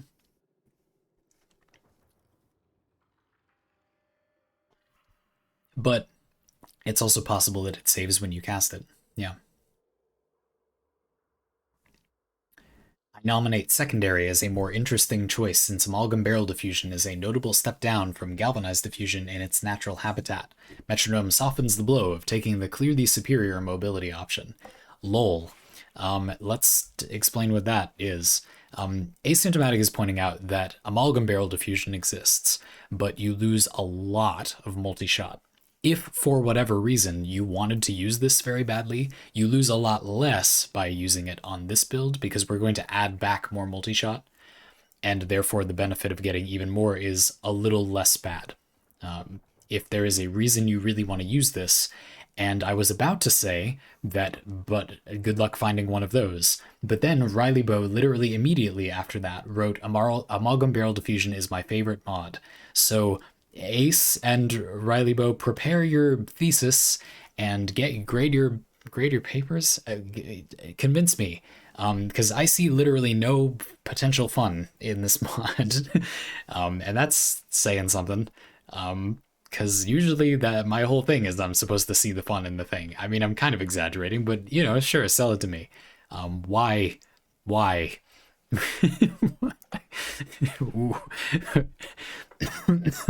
Okay, we're getting a bit wound up. Let's use this opportunity to take a break and let those two collect their thoughts. Ooh.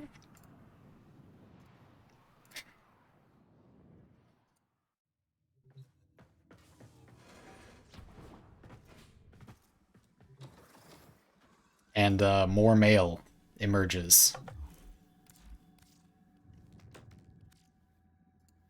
Thank you, the Convectrix. I wasn't really asking, but that's kind. I will use it. Heard some actual stonks about it in the chat. I'll totally use that. Thank you. We got a lot of weapons to level up on my account currently. I'm gonna write a note of that. And manage all these notes that I have from this stream while I take a break. No, that's good. It's a good problem to have. Thank you. That was awfully kind.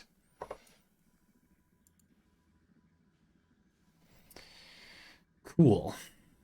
Pixel Piranha, you said, oh, that's interesting. I remember when Amalgam mods were like, you barely lose anything compared to the normal, but now the Galvanized mods have turned that on its head, as they're the new normal and miles more of that particular stat. It's true. Well, for that particular one, anyway. That's true. I don't think any of the others, but that's a good point. Amalgam Barrel Diffusion was previously like, I'm not sure why you want to roll faster, but there's really no reason not to equip it because you lose basically no multi-shot. But now you lose a ton of multi-shot by equipping it, by potentially. So, cool stuff. Yeah. More of an opportunity cost, big win, as far as I'm concerned. Folks, I will talk to you in a few. Hello, and welcome back to my Twitch ARRchive Parley, where I take a quick break and try to keep you entertained while I do so by answering some questions real quick. This one is from Seameister, who asks, why do you focus so much on streaming when you don't get that many viewers? Okay, fair. You talk a lot about how to do things efficiently, but it doesn't seem like streaming this much is that efficient. You could, for example, make more Zandy Pants channel videos. Again, a savage burn. Okay, let's... Okay, no, that's actually no, it's a fair point. It's a fair point. That's just not just a savage burn. Let's say efficiency of Twitch / YouTube, I think. Yeah, how about that? Cool. Okay. Let's start this one with some numbers. We don't do that often on Archive Parley. Not all of you watch every channel or all the stuff that I make, but and I will make a video about this in the future. because I think it's gotten a little confusing, but it's now consistent. I wanted to make sure I was doing everything I'm gonna do consistently before making a video saying, hey, here's all the stuff I do. But we'll do it now too, okay? So pretty much there's the Zannypants YouTube channel, there's the Bootleg Builds YouTube channel, and there's the Pantaloon Saloon YouTube channel, and then there's this Twitch channel, Zannypants Twitch channel. The Bootleg Builds YouTube channel is primarily, at the moment, archives of these videos and other like loose individual build things that I want. For example, the Bootleg Builds channel has individual build discussion videos about the builds from the Love Letter build videos on my Zannypants channel. Stuff like that. Individual builds, though. And those videos average about 200 views. Now note that some of those videos are the exact same thing as this. Like most people are watching this right now on YouTube, not on Twitch. Well, not right now, but in the future they will. And this stream only has, I don't know at the moment because we haven't streamed yet, but on average 20 to 40 viewers. That's the average people on the stream at the moment. So even just doing the exact same thing that I even already did, but having it be on YouTube instead of on Twitch, multiplies the viewership by 5 to 10 times. So it's totally reasonable to say like, what? So why are you on Twitch? Like, why are you doing that? And for perspective, even the Pantaloon Saloon channel, which is literally all Parley, it's basically just this, but longer versions of it that people paid for. They're all free and available to watch. People paid for me to talk about the topic they want. Those also have this size audience or larger. So like they average about 40 to 50 views, and they frequently go up to around 100. Now those channels don't pull in a lot of new people. The Bootleg Builds channel probably more than the Pantaloon Saloon channel. Those channels aren't meant to pull in new people. They're for the people that like the thing I'm doing already. But even they pull in more new people than this does. So the question remains, I mean, you could make a Zandypants video. Why not just do that in the time you would stream? And then surely you could just swap back to streaming once those videos have pulled in more people. And you know what? To some extent, I'm doing that. It might not feel like it, but I could be streaming more. I'm not, because I think that would be unproductive. But at the moment, a lot of the streams become Bootleg Builds videos, which we just discussed. That seems like a more productive thing to do. Why not do both? It's better to do both. You know what? I'm going to say something a little bit crude because we're here. A lot of the Twitch audience pays me money. I get supported more for it being on Twitch. You all here on Twitch have been fairly generous. I have a small audience. I make a relatively large amount of the money I make every month from Twitch. You all clearly like the streams. It's not about money. I'm just saying clearly people do want the streams to be here. You are absolutely willing to pay for me to stream this thing, apparently. And I like the streams. I think that if I made more of anything else at the moment, I don't know about the exact balance, but generally, if I made way more of something else, if I significantly disrupted the balance, I would make worse things. You know, you can't see how bad ideas I have get headed off because I talk about them on a stream first. Good ideas come into being on a stream. I've even had a few of you say that you're a little less interested in some current videos on like the Zannypants channel and stuff on YouTube because they feel like they're inspired by the stream. And it's not that they're totally a rehash. It's just that you feel like you know what I'm trying to say, which that's fine. I do feel like there's still a lot else in them. But if you feel like that topic is just not novel to you and you're not interested, that's okay. I think that will happen less as I catch up with all the ideas I have for the Zandypants channel. But even then, yeah, so clearly they're inspired by the things on this stream. So no, I really don't think that the balance is nonsensical. And that's even just now, let alone in the future, when maybe way more people will trickle down from the Zandypants YouTube channel to this stream. And then won't it be good if everything is all buttoned up and looking very nice, don't you think? So yeah, I think it's, I don't think this is like the wrong balance, but I understand why you'd wonder that. Yeah, if you want to ask me a question like this, even if it seems like a savage burn, provided you are, respectful within reason, which Seameister totally was, you can do that using a link I'm posting in chat on the stream. Please be nice. That's all I was thinking. Should I tell them to be nice a little bit stronger than that? Maybe, yeah. Anyway, for now, on with the show. Yeah. Asymptomatic, you said, I'm perfectly content for Parley to be self-indulgent one-way conversations over the course of years. Only the pantalooniest. Indeed, that is the spirit that we serve at the Pantaloon Saloon. Um, I agree. I love having two kind of like one and a half YouTube channels that don't care at all about like getting successful. Like they don't have to do anything like good or whatever. Literally, I could just do whatever I want and it's fine. Or well, whatever you want, as the case may be. But when I make parlay videos, it's pretty fulfilling to have the experience of frequently making videos that have no pressure to succeed. You know that people are the person you asked that asked for the video is gonna enjoy the video in all likelihood. If I do my thing, it'll be fine. I don't care at all. I never even check the view count of those videos, and it's very fulfilling. Occasionally, I notice one does really well, but that's the other thing, right? Occasionally, parlay videos do really well for whatever reason. Like sometimes they get a couple hundred or sometimes even over 1,000 views, even though they're literally just like someone asked an ultra specific question that doesn't apply to anyone ever anywhere. And I talked about it for 45 minutes with no script. And occasionally it turns out like that's actually pretty interesting sometimes. And you don't really it's really fulfilling to make stuff like that and not have to worry about it. I think some parlay videos are pretty good. Like the video came out quite good.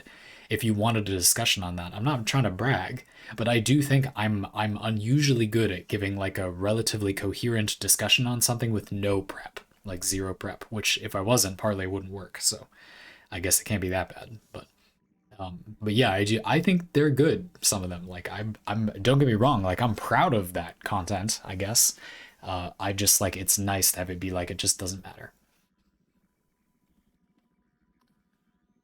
Grey Jedi, you said, can you recommend me one link that blew up like that? Or if no, just say what I need to Google.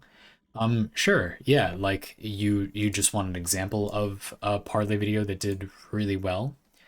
That would be easy to find. Sure. I'll tell you what I'm doing to find that. I could do something that would be even easier, but I just don't. I'm just not going to take the time to do that right this second. I'm just going to the Pantaloon Saloon channel, which I'll link in chat. But I mean, you can search Pantaloon Saloon and find that. And I'm hitting videos, and I'm just going to scroll down. And there was one fairly recently.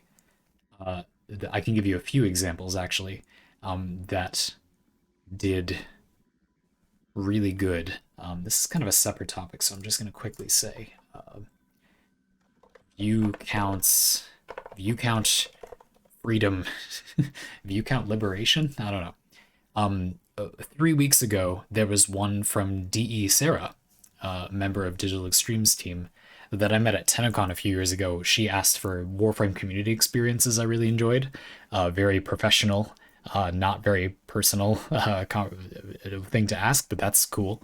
That one got about triple the normal views because it's about Warframe and I've become well known in the Warframe community. So that one's expected, but that's not really what I'm talking about. Like that one, it's like, of course, I knew that one was going to get more views, of course. Why return your shopping cart? 150 views, a lot more than the normal. Again, this is not a lot of views, but for a channel that has literally no discoverability at all, that's a little unusual. That one was cool. I actually don't totally understand why that one got a lot more views. But there are some bigger ones. Let me keep going and we'll look. Constructing meaning in conspiracy theories. This one got 688 views. That's odd. I think it was partially to do with the graphic. The thumbnails for these make a bigger difference. In fact, you know what, Pistol Whip? I think that other one was also one of yours. And I think it's because yours have good graphics, and then I use those as the thumbnail, and they end up doing better. I feel kind of bad because I didn't make those graphics. They're just what was provided as part of the question when you paid me $9 to talk about it. But I mean, anyway. This is my life. I don't know what to tell you. Would Titanfall 2 movement be enough to fight Legends in Apex Legends? That one got 218. Again, not a lot, but a lot higher than just any random video. There's another Warframe one that got like 600. Yeah, anyway, interesting question. Exactly which videos they've been, like, isn't really very coherent, you know. Warframe ones usually do like better, but it's not that uncommon for a video that isn't related to Warframe to surpass all of the other Parley by a lot. And again, I think it's mostly just because occasionally they have like a more interesting thumbnail. Here, for example, here's a particularly inexplicable one.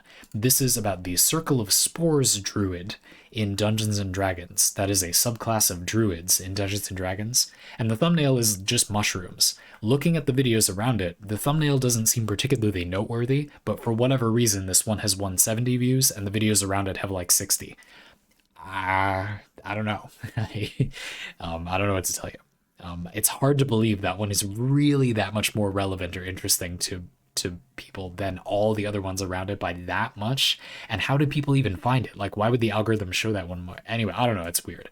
But that, I mean, normally I don't look at this at all because it doesn't matter. So, indeed, some people are mentioning I have added consistent branding to this channel. There are the doors, the Pantaloon Saloon logo spread apart as two doors, like you're entering the saloon, while I put like whatever image that I take 5 seconds to find on free image websites, to give the image some visual identity. If I didn't do that, I would spend all day making thumbnails for these videos because a video comes out on this channel like every 2 days. So just a warning, if you subscribe to this channel, videos come out on this channel a lot, and I offer more Parley than this. In the future, videos will come out on this channel once a day, or once or twice a day at the most. I'm going to cap it at around 60 a month, 60 Parley patrons a month, and right now we're around 15. So this channel will, it's already a lot of output, and it will increase significantly over time. So just a warning if you're going to follow this channel. And remember, it doesn't help me out in any particular way for you to follow this channel. This channel isn't monetized. People already paid for these videos, so I don't put ads on them. I can put ads on them. This channel is like enabled for monetization, but I do not put ads on them because you already paid for them. The person who said I want this topic already paid $9, so everybody can listen to it for free. So I don't monetize these. Anyway, and remember, this channel isn't about discoverability at all, so I don't really care if the videos like do well or the channel gets a lot of subscribers or whatever. Just do it if you want to. It's kind when people support videos even though they're not that personally interested, but on that channel it literally doesn't do anything, so don't trouble yourself. The only place for that maybe does something would be like smaller bootleg builds videos that are kind of a risk, or like a Zandypants channel video that did really poorly. But even then, it doesn't make a huge difference. I honestly, the proof is in the pudding. They have to be videos people just like to do well. Honestly, a few people doing things differently statistically doesn't really matter. But it is touching to me that you care. Anyway, I hope it was cool. Great Jedi, no problem. Thank you for asking. That's kind of you. Again, if that channel is something people want, I want them to find it. I just, it's liberating to not need to care about that. Ragnavar, you said, I mean, why care about view count if it doesn't bring in the money anyway? Like, you need big numbers to make view counts and such actually directly good in the monetization front. That's mostly true. I would say as a channel that isn't focused on that, AdSense revenue is still moderately significant to my income. Even channels that don't focus on getting like big bongo view counts make quite significant ad revenue for what you argue in the industry is no real drawback, especially if you make the ads not interrupt the main video. Like if you can say when you want ads to be, like ish, on YouTube, and so you can say no ads during the video. You can enable that. If you see an ad during a YouTube video anywhere on YouTube, the creator allowed that or didn't disallow that. Maybe they didn't literally manually enable it. But they could have disallowed it, but didn't or didn't know they could, but most of the time they probably knew they could.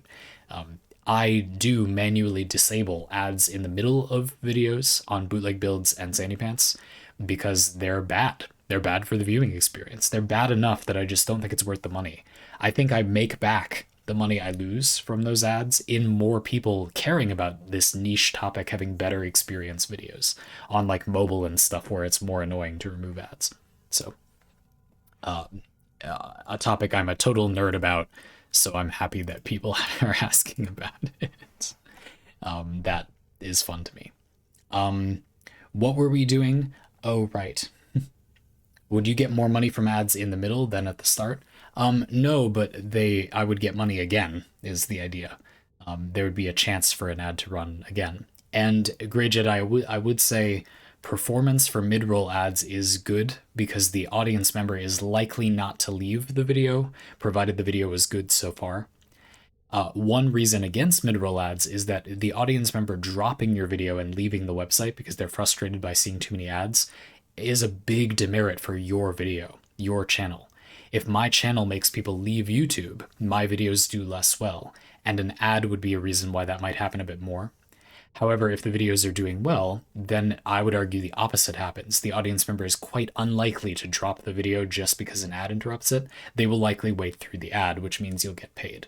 So it's a double-edged sword, again, which I just don't think is worth it. I do run ads at the beginning and end of my videos, as that's the kind of default thing. Many videos are not long enough for YouTube to allow you to run ads. They seem to have calculated that there's a certain frequency of interrupting people's video with ads that, like, statistically will make people leave, and so they literally just don't let you do it. If the video it used to be 10 minutes long, now it's 8 minutes long. So if a YouTube video is shorter than 8 minutes, you can't say, I would like to run ads in the middle. You just can't. Which is interesting. It's interesting that it's trended downward. YouTube has probably drank the Kool-Aid about people having a shorter attention span nowadays, which I don't think is entirely what's going on personally, but that's a topic for another time.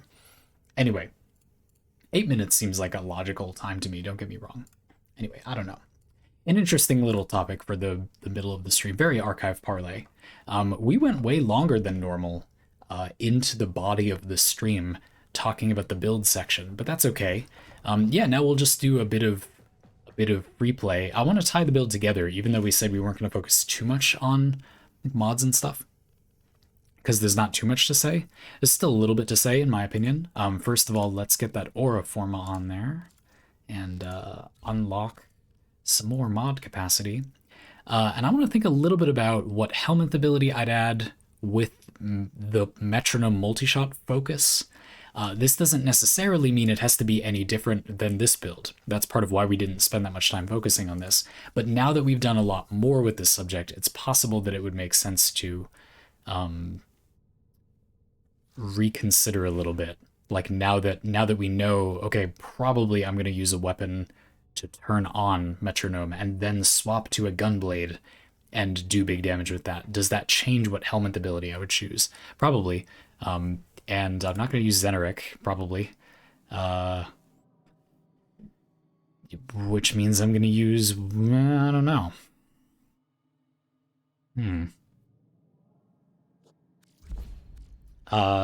Yeah, and then we can fiddle around with weapons a little more. But yeah, I don't know. I mean, I'm still feeling like I'm just going to survive by crouching, like I'm going to be invisible and survive that way. That's fine. Some more duration, I suppose, but the range is kind of low. I guess it doesn't have to be that high. That's the approach I took on this build. We're basically just replicating this build at this point, which is fine. It's okay. It's a good build. It's pretty boring. There's not going to be much else to say in this section, but that was sort of the point. I'll see you later, Grey Jedi. Thanks for watching for a bit. Glad to hear you're interested in the Parley channel. That's cool. Always happy to see that. Have a good one. It smells like pizza. My partner's making pizza. Without me or for me? That's the real question. Ooh. It's gonna be a spicy meatball coming in hot tonight.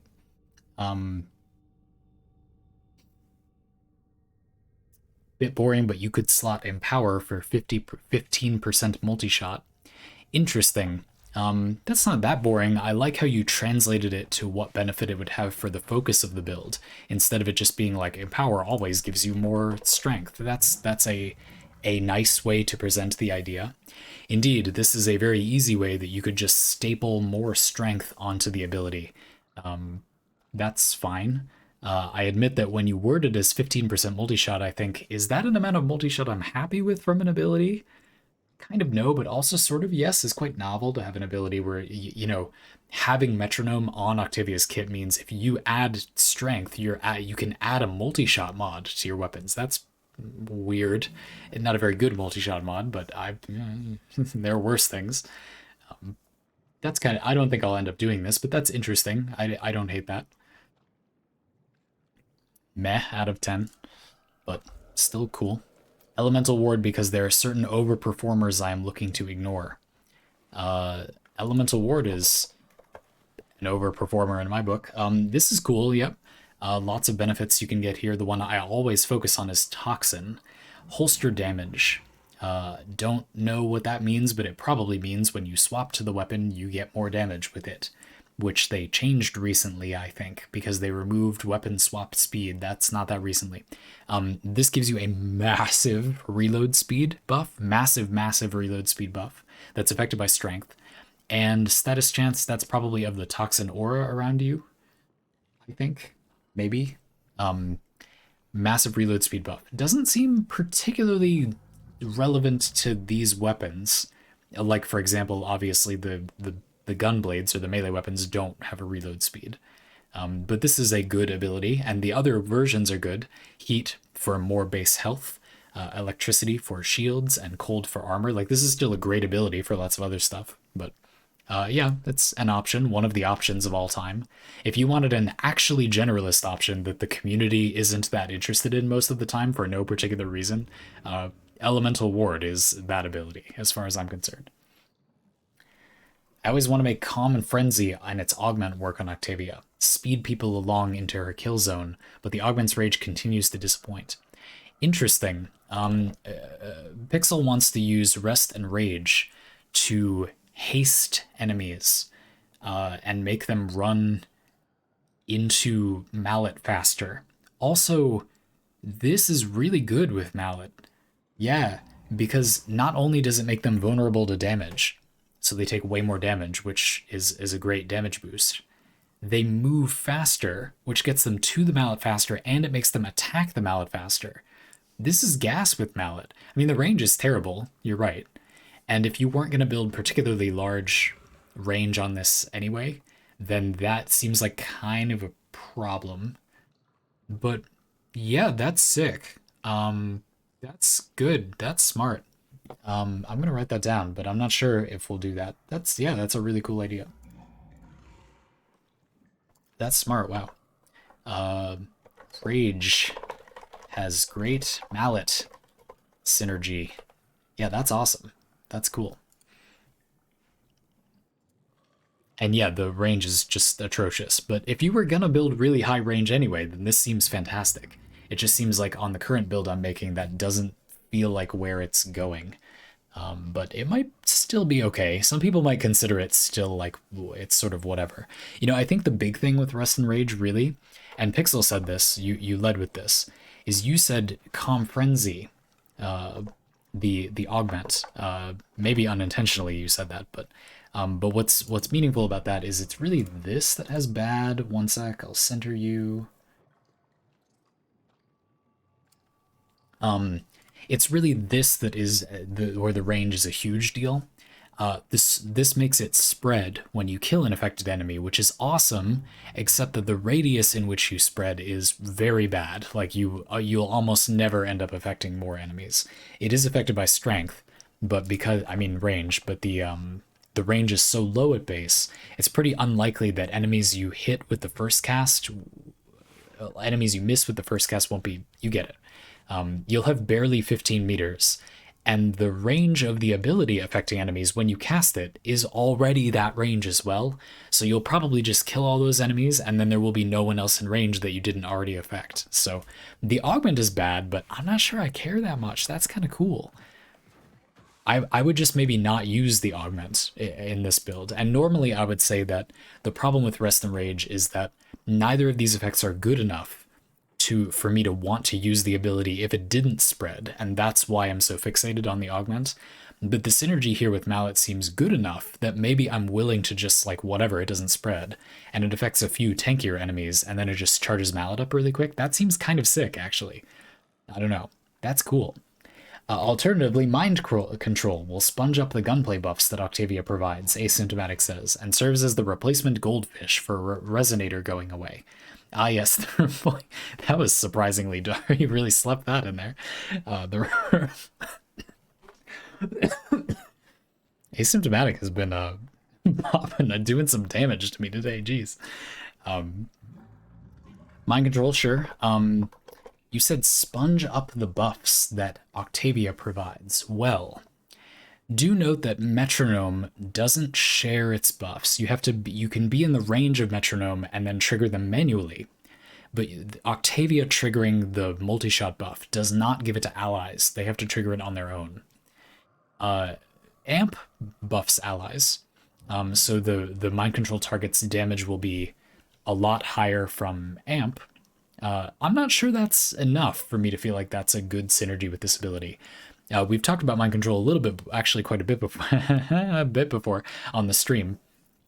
And for this ability to be making an enemy do very high damage, my experience has been that you need to go pretty bonkers, pretty buck wild with the group support.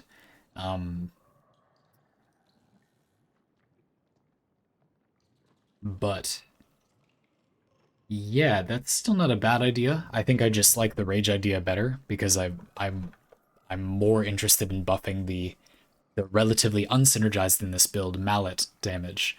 And the idea that you have this many damage buffs to buff unusual or unconventional weapons is kind of exciting. I mean, for real, we have a multi-shot buff, we have a damage vulnerability, and then if the weird buffs that do amazing damage weren't enough for you, we also have Amp, which is just a ton of normal damage. A very normal type of damage buff, but just a huge amount. Good. Great.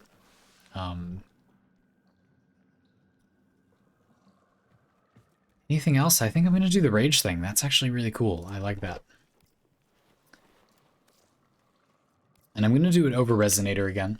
I think that despite the fact that maybe Amp is like a boring, obviously good ability, again, to me, the reason this is interesting is because it allows you to prop up your janky thing you want to do, whereas this ability doesn't prop up a janky thing you would have wanted to do in any way that Octavia's kit doesn't already do. So I am still going to get rid of Resonator.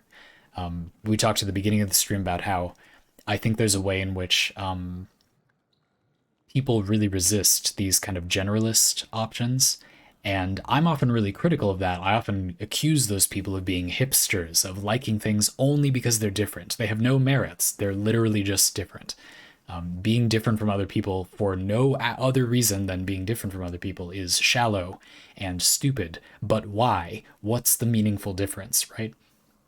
And the meaningful difference to me is that this ability is remaining, not because it is a generally good ability and that's all I care about, but because I want to do my own thing, and this enables doing that thing. It helps me do what I want to do, rather than it being, it's just good, so obviously you don't remove it. Like, yeah, but I'm trying to make some odd weapons do way more damage, and giving them unusual multipliers helps with that, as does giving them usual multipliers.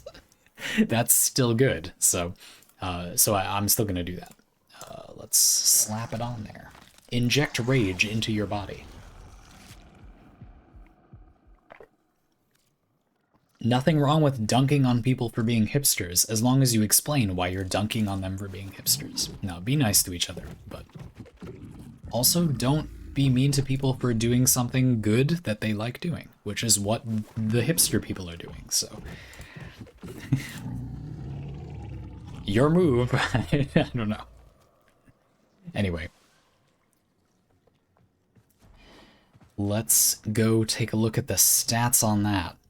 So this does create a bit of a concern for range. Now the range at the moment is atrocious because I have narrow-minded. So we're probably going to take that off. Duration... because I definitely don't want the range too low. Now, because we're not trying to shoehorn in Common Frenzy, I don't care that much about the range, because a 5-meter radius, if you think about a 5-meter radius, maybe you can't, and we'll demonstrate in a mission. That already is actually pretty close to covering like a little group of enemies. You cast it and then it affects all of them. So the radius being really big for this ability doesn't really matter that much if it doesn't spread. And I'm not trying to get it to spread in this case. The main thing that Rest and Rage is doing on this build is making a little pack of enemies run into your mallet faster, attack it way faster, die way faster, and then it charges up the damage of the mallet for the rest of its duration a lot quicker, while also giving you a damage dealing ability. I also like Rest and Rage here, with a Warframe that has a powerful energy economy ability. These abilities don't need to be recast very often, so having an ability that lets you get value if you have extra energy is good, which I think Octavia really notably lacked before. This is a type of optimization that I've really neglected a lot in the past. The Warframe has tons of energy or can make tons of energy, but can they spend tons of energy to actually do something? And a lot of the time I think, no, the Warframe has excellent energy economy, but doesn't actually do anything with that energy. In this case, we are avoiding that. Aki is a fun nickname for Octavia. Pixel, you said Resonator is oddly interesting on other frames compared to how it is on Octavia herself. Aki, as it were.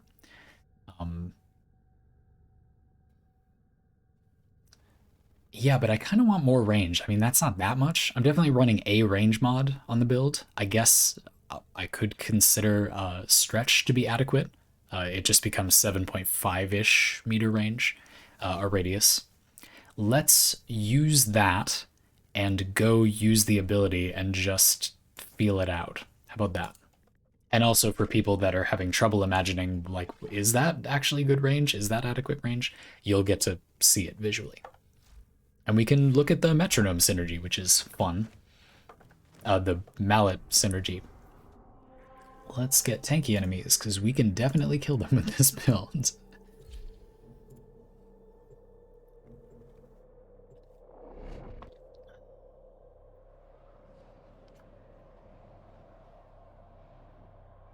We.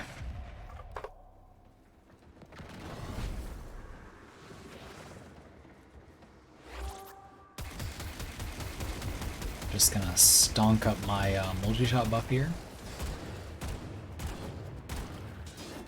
We gotta get the combo going on this for to do any meaningful damage. I died immediately because I wasn't paying attention.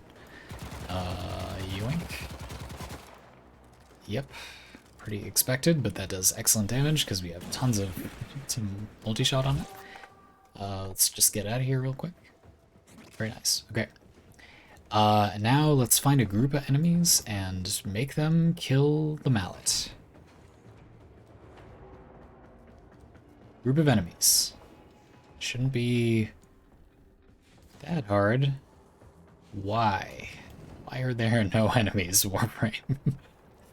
This is like the no guns experience that I have in Apex Legends. Like, help me help you, game. Where are the opponents that are meant to be the focus of the game when I kill them?